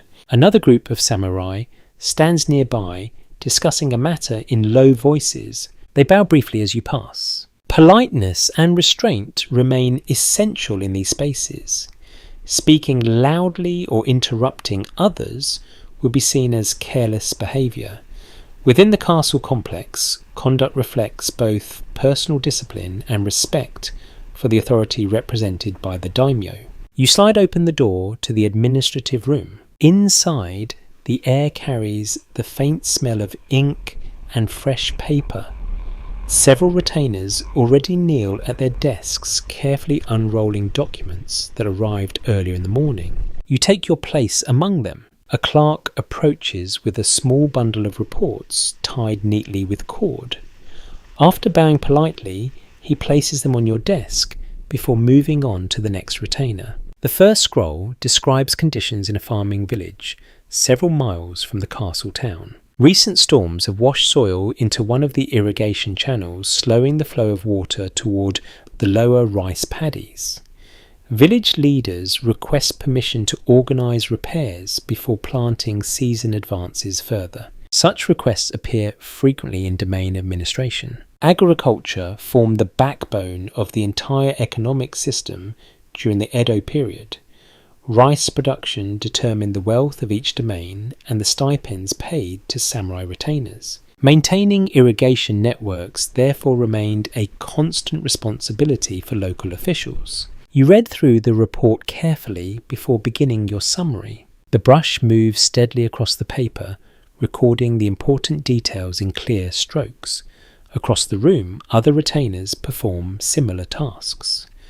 The soft scratch of writing fills the space like a quiet rhythm. Outside the window, a small group of young retainers practices sword forms in the courtyard. Their wooden practice swords rise and fall in controlled arcs. Even at this distance, you can hear the faint knock of wood striking wood as they repeat their training exercises. Martial practice remained part of daily life for many samurai. Several training manuals preserved from sword schools emphasize the importance of maintaining physical readiness even during peaceful years. Students were encouraged to practice regularly so that technique would remain sharp if ever needed. One curious story appears in the diary of a samurai instructor who complained about students becoming distracted during practice because they spent too much time discussing poetry instead of focusing on their sword forms. His frustration suggests that samurai culture included a wide range of interests beyond martial skill. You finish your summary and set the scroll aside. The next document contains tax figures collected from several villages surrounding the domain. The numbers appear neatly arranged in vertical columns, each line representing a different field or farming household. Accurate records like these allow domain administrators to calculate how much rice would be delivered to storehouses later in the year. The system depended heavily on cooperation between village leaders and samurai officials. You copy the essential figures into the ledger before moving on to the next report. Hours pass in this steady rhythm. Sunlight shifts slowly across the floor as the day advances. The courtyard outside grows brighter and busier before gradually settling again as midday approaches. Occasionally, a retainer stands to stretch before kneeling again at his desk. The work requires patience. Modern historians who study the Edo period sometimes reflect on how dramatically the samurai role changed during this time. Warriors who once lived by the sword now devoted much of their energy to governance and record keeping.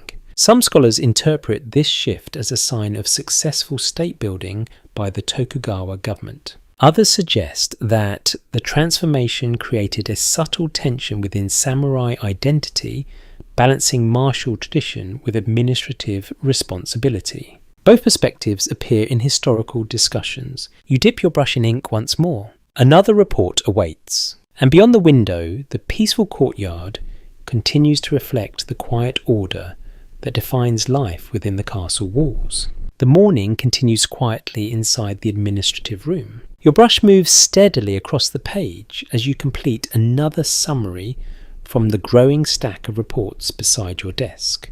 Around you, the other retainers work with the same calm focus. The sound of writing fills the room like a soft and steady rhythm. Outside the window, sunlight brightens the courtyard. A pair of messengers crosses the gravel carrying scrolls toward another building.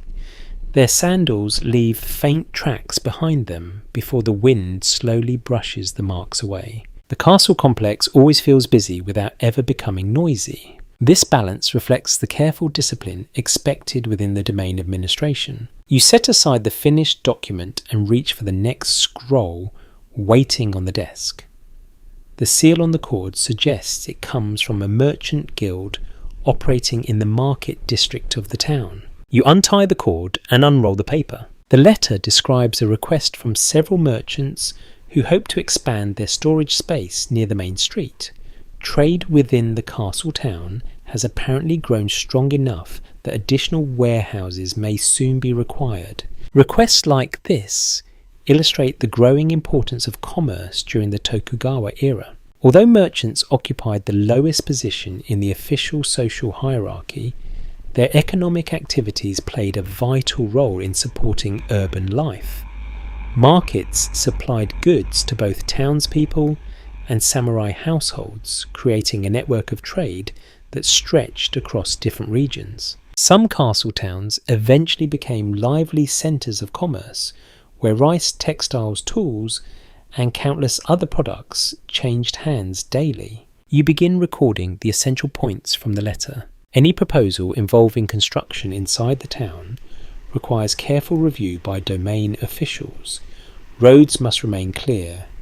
Fire risks must be considered.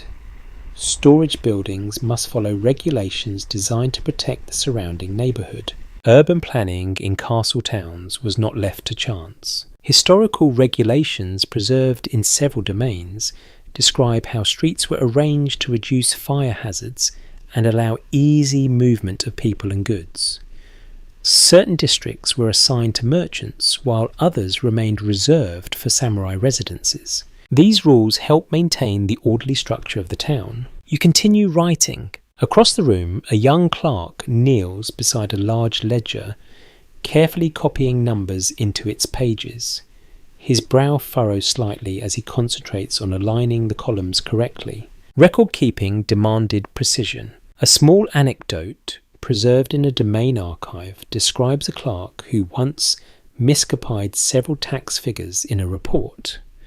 The mistake caused confusion during a meeting until another official discovered the error. Afterward, the clerk reportedly practiced writing numbers repeatedly each evening until his accuracy improved. Such stories remind you how much attention administrative work required. Outside the window, the courtyard grows quieter as the sun climbs toward midday.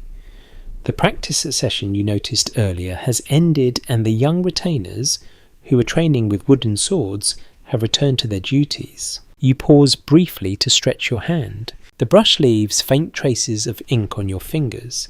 You wipe them gently with a cloth before returning to the scroll.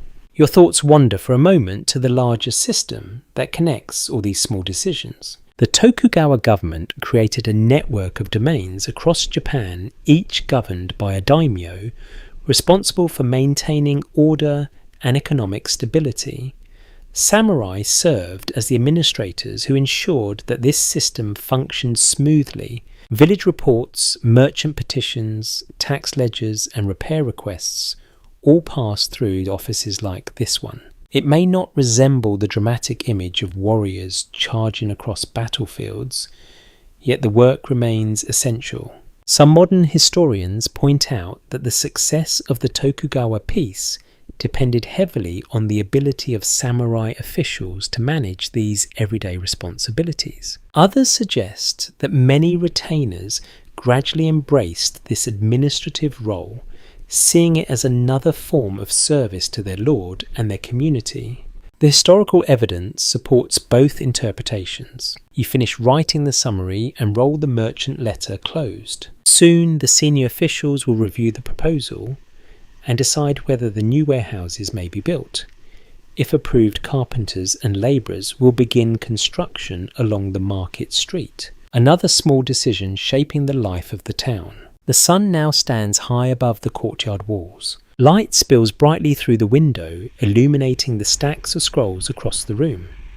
Several retainers pause to sip tea before returning to their desks. The day continues. More documents will arrive. More decisions will be recorded in careful brushstrokes across fresh sheets of paper. And beyond the castle walls, the quiet world of the town moves forward, beneath the steady guidance of the samurai administration. The midday bell echoes softly through the castle complex. Its clear tone drifts across the courtyard and into the administrative rooms, signalling the short pause that many retainers welcome after a long morning of work.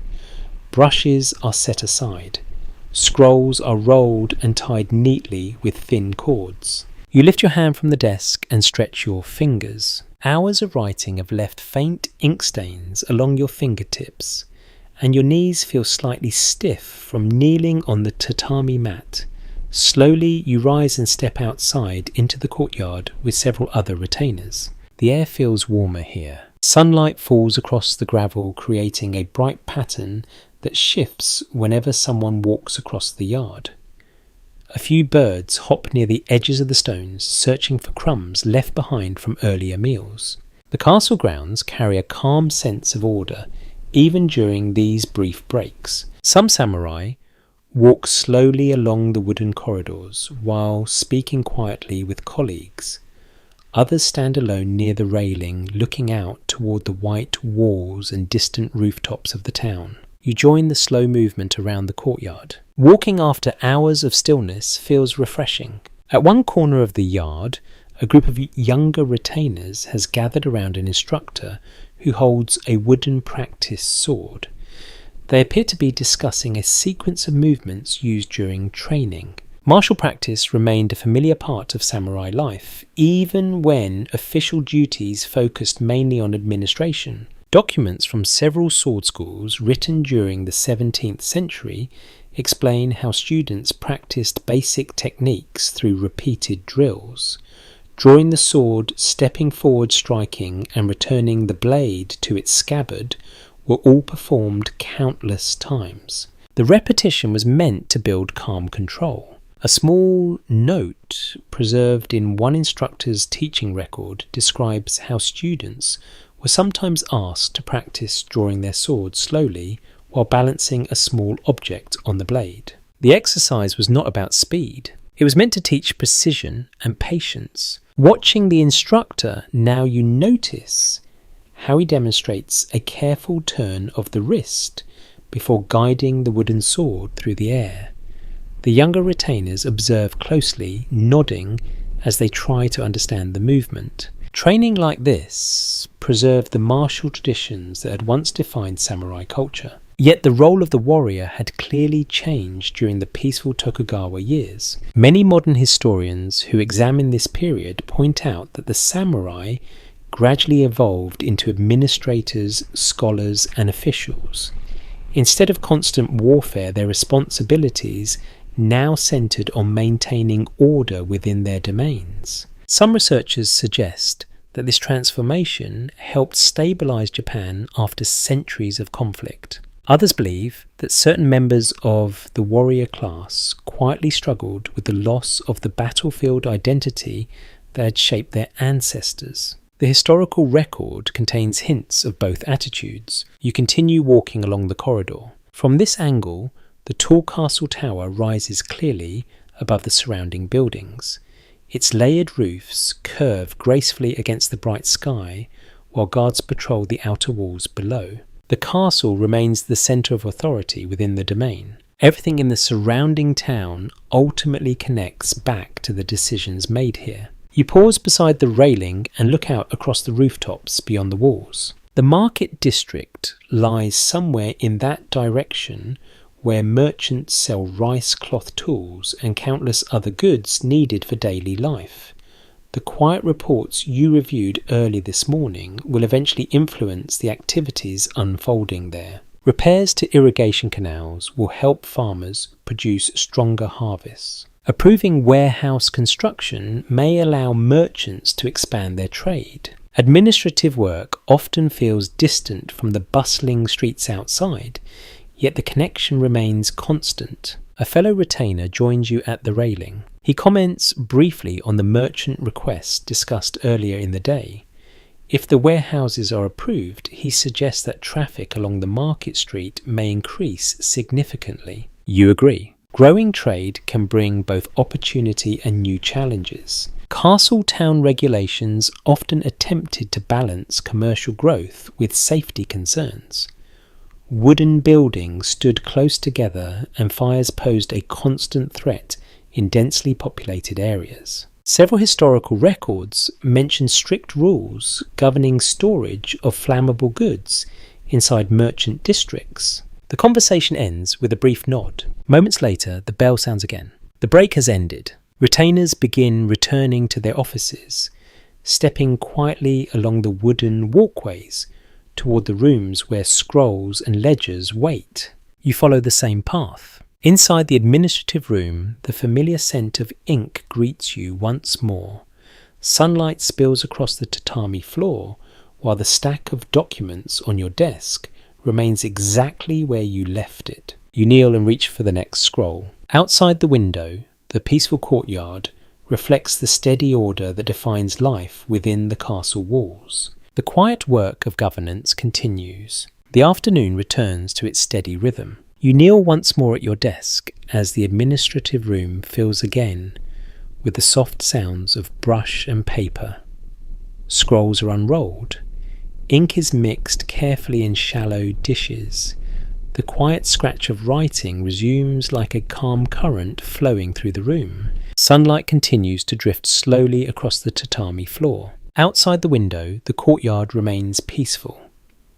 A few attendants cross the gravel carrying bundles of documents, while a pair of guards pauses briefly near the outer wall before continuing their patrol. You reach for the next report. This one arrives from a village farther out in the domain, where a local official describes a minor dispute between farmers over the boundary of 2 rice fields. According to the letter, the irrigation channel that once marked the border has gradually shifted after several seasons of heavy rain. Now both families claim the same piece of land. Situations like this appear often in administrative records. Village life depended heavily on clearly defined boundaries. Fields, irrigation channels, and access paths were carefully mapped and recorded so that taxes could be assessed fairly. When those boundaries became uncertain, samurai officials were sometimes asked to review the evidence and help settle the matter. You read through the report slowly. The village headman has included a rough map drawn with simple ink lines. It shows the 2 fields and the channel that now runs slightly farther west than before. Resolving such questions requires patience. In some cases, domain officials might travel to the village to examine the land themselves. In others, they relied on testimony from local elders who remembered how the fields had been divided years earlier. You begin writing your summary. The brush glides steadily across the paper as you record the essential details. Across the room, another retainer studies a ledger filled with tax figures collected during the last harvest. Administrative work rarely involves dramatic moments. Instead, it unfolds through careful attention to countless small matters that shape the stability of the domain. Outside the window, a group of young attendants crosses the courtyard carrying wooden buckets. They move quickly but quietly, careful not to disturb the retainers working nearby. Your thoughts drift briefly toward the larger responsibilities connected to these simple reports. The authority of the daimyo depended not only on military strength, but also on effective governance. Ensuring fair decisions in matters like land disputes helped maintain trust between the domain administration and the farming communities that produced its wealth. Documents preserved from several domains show that village leaders often corresponded regularly with samurai officials regarding issues like irrigation taxation and boundary disagreements. This ongoing communication helped prevent conflicts from escalating. You pause to dip the brush into fresh ink. A small drop falls onto the edge of the paper, spreading slowly into a dark circle. You wipe it gently with a cloth before continuing. Even experienced writers occasionally make such small mistakes. A curious entry preserved in a clerk's journal from the 17th century describes how one official reportedly rewrote an entire report late at night after discovering several ink stains on the original document. The effort may seem excessive, yet neat writing was considered a sign of professionalism within samurai administration. Attention to detail reflected respect for the work itself. Your brush completes the final line of the summary. You roll the scroll closed and tie the cord securely before placing it on the stack awaiting review. Outside, the sun has begun its gradual descent toward the horizon. The light entering the room now appears warmer than it did earlier in the day. Shadows stretch across the courtyard gravel while the castle tower stands quietly against the changing sky. The peaceful order of the Tokugawa world continues. Yet historians examining this era sometimes raise an interesting question about the long-term effects of such stability. Some suggest that the extended peace allowed Japan to develop strong administrative institutions and cultural traditions. Others wonder whether generations of warriors living without major battles gradually transformed the meaning of the samurai identity itself. The historical sources provide glimpses into both possibilities. For now, however, your attention returns to the next scroll waiting on the desk. The work of the day continues. Within these quiet rooms, the daily responsibilities of governance unfold one document at a time, shaping the steady rhythm of life across the entire domain. The afternoon light continues to soften as the hours pass. Inside the administrative room, the pace of work remains steady, yet a subtle shift in atmosphere begins to appear. Retainers finish the last reports of the day. Scrolls are tied and placed into neat stacks that will soon be delivered to senior officials for review. Your brush moves across the paper one final time before you lift it gently from the page. The ink dries slowly while you examine the writing to ensure that each character appears clear. Accuracy and neatness matter in these documents, since the records may be referenced long after the present moment has passed. Across the room, another retainer rolls a finished scroll and places it carefully inside a wooden box. The quiet order of the office reflects the discipline expected within the domain administration. Outside the window, the courtyard grows calmer as the sun moves lower in the sky. The bright light of midday has softened into a warm golden glow that spreads across the white castle walls. You set the brush aside and stretch your shoulders. The familiar stiffness in your knees reminds you how many hours have passed since the morning meeting. Slowly you rise from the tatami mat and step outside into the open air. The courtyard feels peaceful. A few attendants walk quietly along the gravel paths, while messengers carry the last bundles of documents toward the main offices. The tall tower of the castle stands above everything, its layered roofs catching the final sunlight of the afternoon. You begin walking along the wooden corridor that circles the courtyard. From this vantage point, the rooftops of the town appear beyond the outer walls. Smoke from evening cooking fires has begun to rise into the air, drifting gently above the narrow streets. Another day inside the castle complex is nearing its end. Administrative life followed fairly regular hours in many domains during the Tokugawa era. Retainers often completed their official duties before sunset, so they could return to their households in the town. This routine allowed samurai families to live together rather than remaining constantly within the castle. Many retainers built homes in neighbourhoods reserved for members of the warrior class, forming communities that surrounded the central fortress. You pause briefly near the railing. The warm breeze carries faint sounds from the town beyond the walls. A distant voice calling out to a customer, the creak of a cartwheel turning along the road. These small noises remind you that the life of the domain extends far beyond the quiet administrative rooms where you spend your days. The farmers working in distant fields, the merchants trading goods in the market district, the craftsmen shaping tools and building materials for homes and shops. All of them contribute to the stability of the domain. A short distance away, two younger retainers walk across the courtyard, discussing a lesson from their martial instructor earlier in the week. Even though many samurai now focus primarily on administrative work, martial training remains part of their lives.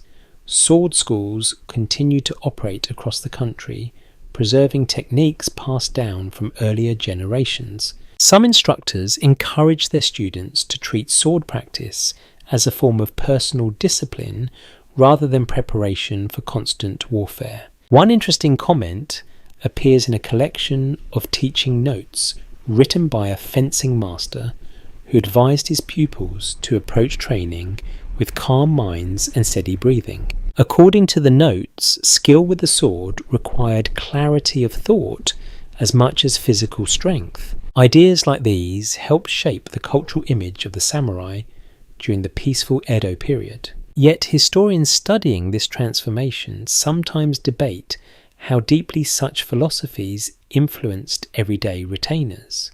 Some believe that many samurai embraced the idea of balancing martial training with intellectual and administrative pursuits. Others suspect that the philosophical language surrounding swordsmanship developed later reflecting ideals rather than common practice. The surviving documents offer only partial glimpses. You continue walking toward the main gate. Several retainers gather there already preparing to leave the castle grounds for the evening. The guards stationed at the entrance remain watchful but relaxed as the end of the workday approaches. You exchange a brief bow with one of the men before stepping through the gate. Outside, the atmosphere feels immediately different. The town streets glow softly beneath the evening sky. Lanterns begin to appear outside shops, while merchants pack away their goods after the day's trade. Children run along the roadside chasing one another while parents call them home for supper. The peaceful rhythm of castle-town life unfolds once again. You turn toward the street that leads to your neighbourhood. Another day of service has come to its quiet conclusion. The evening air greets you gently as you step fully into the streets beyond the castle gate. The sky has shifted toward deeper shades of orange and purple, the last light of the sun resting softly on the rooftops of the town. Lanterns begin to glow outside doorways, their warm light spreading across the narrow road like quiet pools of gold. You walk slowly. After the stillness of the castle offices, the small movements of town life feel almost lively. A merchant lowers the wooden shutters of his shop while speaking with a neighbour about the day's trade.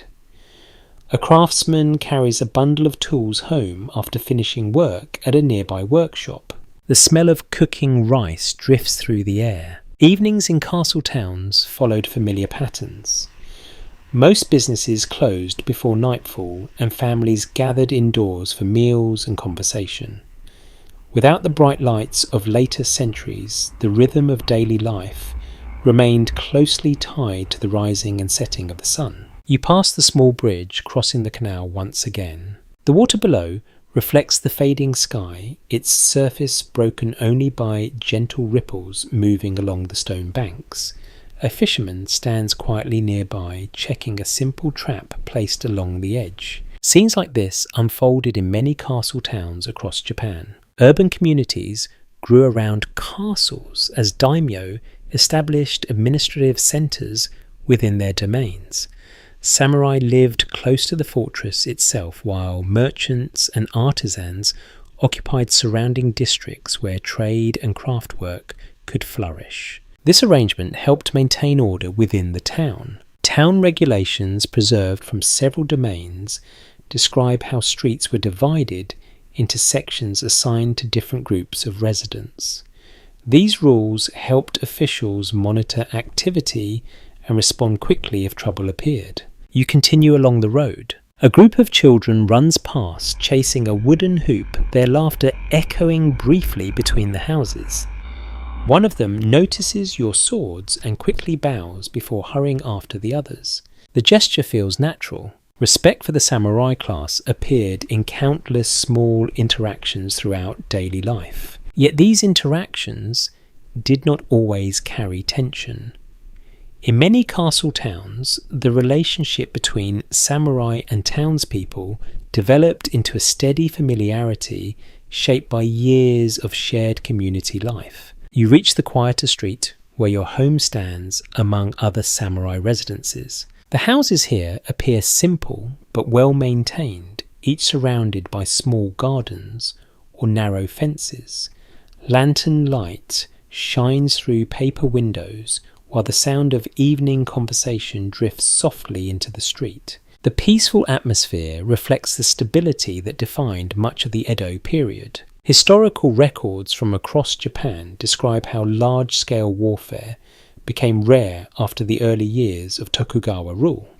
The government's policies placed strict limits on the military power of regional lords, reducing the likelihood of rebellion or conflict between domains. For generations of samurai, This piece reshaped the meaning of their role in society. Some observers from the time remarked that many retainers devoted increasing attention to scholarship, poetry, and philosophy alongside their administrative duties. A curious entry from a travelling scholar's notebook describes attending a gathering where several samurai spent the evening composing short poems about the changing colours of autumn leaves. The scene might surprise those who imagine samurai only as warriors. Yet cultural pursuits gradually became an accepted part of samurai life. Even so, historians studying the Edo period often discuss how the warrior identity evolved during these peaceful centuries.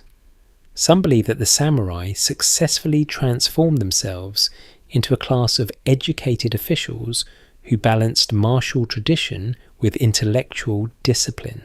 Others suggest that the transformation created a quiet tension between inherited ideals of battlefield courage and the realities of bureaucratic life. Both interpretations appear in modern research. You arrive at the gate of your home. The lantern beside the entrance glows softly in the evening air. Its light flickers gently across the wooden frame of the doorway, while the garden beyond rests in calm shadow.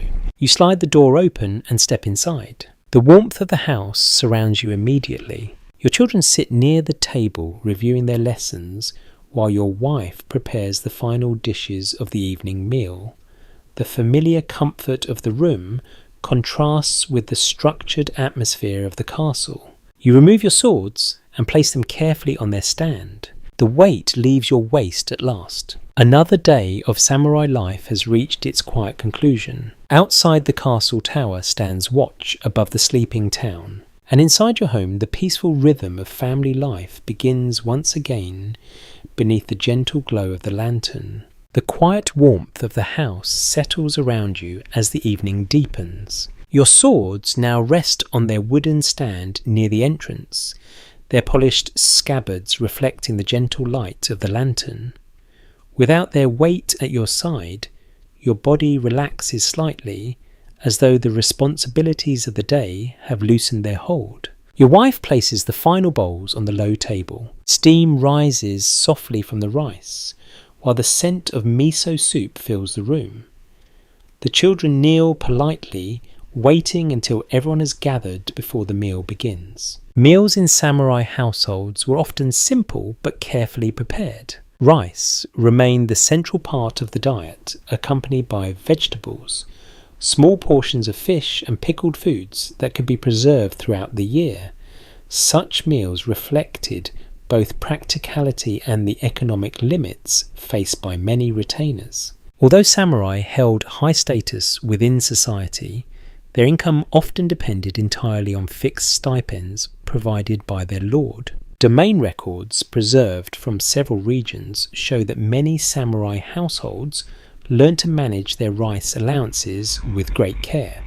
When harvests were poor or prices rose, families sometimes adjusted their meals to stretch their supplies through the seasons. You bow your head briefly before beginning to eat. The warmth of the soup spreads through your body after the long hours spent sitting in the castle offices. Outside the house, the faint sound of evening insects begins to rise from the gardens and fields surrounding the town. Your son asks about the castle again. He wonders whether the daimyo himself ever walks through the administrative rooms where you work each day. You smile faintly at the question. In reality, direct meetings between ordinary retainers and the lord of the domain did not happen often. The daimyo typically communicated through layers of senior officials who managed the various departments within the castle. Yet the authority of the lord remained present in every decision made within those rooms. Letter seals and official decrees carried the power of his command throughout the domain. Your daughter listens quietly before asking another question. She wants to know whether samurai ever travelled beyond the borders of their own domain. The answer depends on circumstances. The Tokugawa government established strict rules controlling travel during this era. Samurai could journey to other regions when ordered by their lord, or when participating in official duties, but private travel often required permission. These regulations helped maintain political stability by limiting the movement of potentially rebellious forces. One well-known system required many daimyo to travel regularly between their domains and the capital city of Edo. This policy ensured that powerful lords remained closely connected to the central government while leaving members of their families behind as a form of guarantee. The long processions of retainers accompanying these journeys became famous sights along the highways of Japan. A traveller's diary from the 17th century describes watching one such procession pass along a rural road. According to the account, the line of attendants, horses and banners stretched so far that it took nearly an hour to pass completely. The display reflected both prestige and obligation. Scholars who examine these policies often discuss how effectively they strengthen the authority of the Tokugawa government. Some researchers emphasize the political control created by these travel requirements. Others note how the regular movement of large groups along the highways helped stimulate economic activity in towns and villages along the routes. Your family continues eating while the lantern flickers softly. The conversation shifts to lighter topics. Your daughter shares a poem she learned earlier in the day, carefully reciting each line while your son listens with interest. The words describe a quiet river reflecting the moonlight. Poetry formed an important part of samurai education. Many members of the warrior class studied classical literature and practiced writing short verses that captured moments from nature.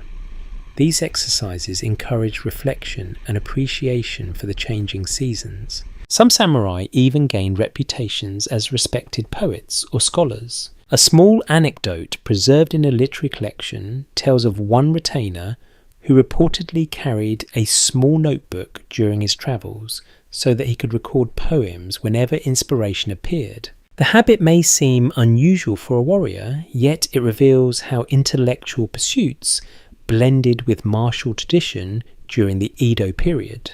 The meal ends gradually. Bowls are cleared from the table while the children prepare their bedding once again. The lantern flame burns lower as the night outside grows deeper. You step briefly into the entrance hall and glance toward your swords resting quietly against the wall. They remain ready yet rarely called upon. The world around you has changed from the turbulent centuries that shaped the legends of earlier warriors. Now the duties of the samurai unfold mostly through administration, discipline and careful governance, rather than battle. Inside the house, the quilts are spread across the floor. Your children settle beneath them while the lantern light softens to a gentle glow. Another peaceful evening within the castle town slowly moves toward rest. Night settles fully over the castle town. The lantern inside your home now burns with a quiet, steady glow, its light resting gently across the tatami floor and the neatly folded quilts where your children already sleep. Their breathing has slowed into the soft rhythm of deep rest. You sit near the entrance hall for a moment longer. Beyond the paper walls, the world has grown calm. The distant sounds of the town have faded almost completely. Only the occasional call of the night watch echoes faintly along the street, followed by the soft knock of wooden clappers marking the passing hours. The castle tower rises silently above the rooftops. Even in darkness, its outline remains visible against the stars, a constant reminder of the authority and order that shape life within the domain. Guards continue their slow patrol along the walls, watching over the quiet town below. For generations of samurai, this peaceful night would have felt very different from the lives their ancestors once knew. Earlier centuries had been marked by conflict, shifting alliances, and constant preparation for battle. Warriors rode across fields of war beneath banners that snapped in the wind, their swords drawn for survival. The world you live in now is calmer. The long peace established under Tokugawa rule allowed society to rebuild after those turbulent years. Castles became administrative centres rather than military fortresses. Samurai gradually took on the responsibilities of officials, teachers, and guardians of order. Documents from many domains reveal how deeply this transformation shaped everyday life. Retainers spent their days reviewing reports, managing agricultural production, and resolving disputes among villagers and merchants. The sword remained at their side, but the brush often became their most important tool. You glance once more toward the pair of swords resting on their stand. The katana and the shorter wakizashi lie perfectly still in the lantern light. Their polished surfaces reflect faint shadows across the wooden floor. For centuries, these weapons symbolized the identity of the samurai. Carrying them signaled loyalty to a lord and readiness to defend that loyalty if required. Yet within the peaceful towns and villages of the Edo period, the swords also came to represent discipline and responsibility. They reminded the warrior of the duty to protect stability rather than disrupt it. A small observation written in a 17th century letter from a samurai official describes how he once spent an entire evening simply cleaning and inspecting his blade after returning from administrative work. He explained that the ritual helped him remember the traditions inherited from earlier generations. Moments like that reveal how the warrior spirit continued quietly within everyday routines. Historians who study the Edo period often reflect on this balance between tradition and change. Some believe the samurai successfully adapted their identity to fit a more peaceful society, becoming educated administrators who valued both learning and discipline. Others suggest that the transformation created a lingering sense of nostalgia for the earlier age of battle. The surviving writings from samurai themselves sometimes express pride in maintaining order, while other texts hint at admiration for the heroic legends of the past. The truth likely contains a mixture of both feelings. You rise slowly and extinguish the lantern. The room falls into darkness, though the pale glow of moonlight now filters gently through the paper walls. The garden outside rests quietly beneath the night sky. You settle onto the bedding beside your family. The events of the day begin to drift through your thoughts.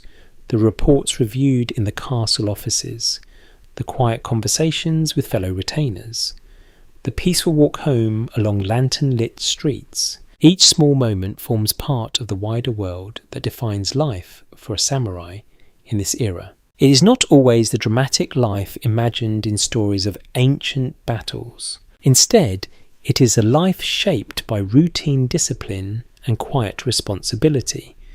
A life spent guiding the steady rhythms of the domain through careful decisions made with ink and brush. Outside, the wind moves gently through the trees surrounding the castle town. The watchman's clappers sound once more in the distance. Another peaceful night passes beneath the silent tower of the castle, and as sleep slowly takes hold, the calm world of 17th century Japan continues its quiet rhythm beneath the stars. Now the pace of the story softens. Imagine the castle town resting beneath the wide night sky. Lanterns have gone dark one by one. The narrow streets lie empty except for the occasional watchman walking his silent route. The canal reflects the moon like a long silver ribbon. Inside the houses, families sleep peacefully. Farmers rest before returning to their fields at dawn. Merchants dream beside their closed shops.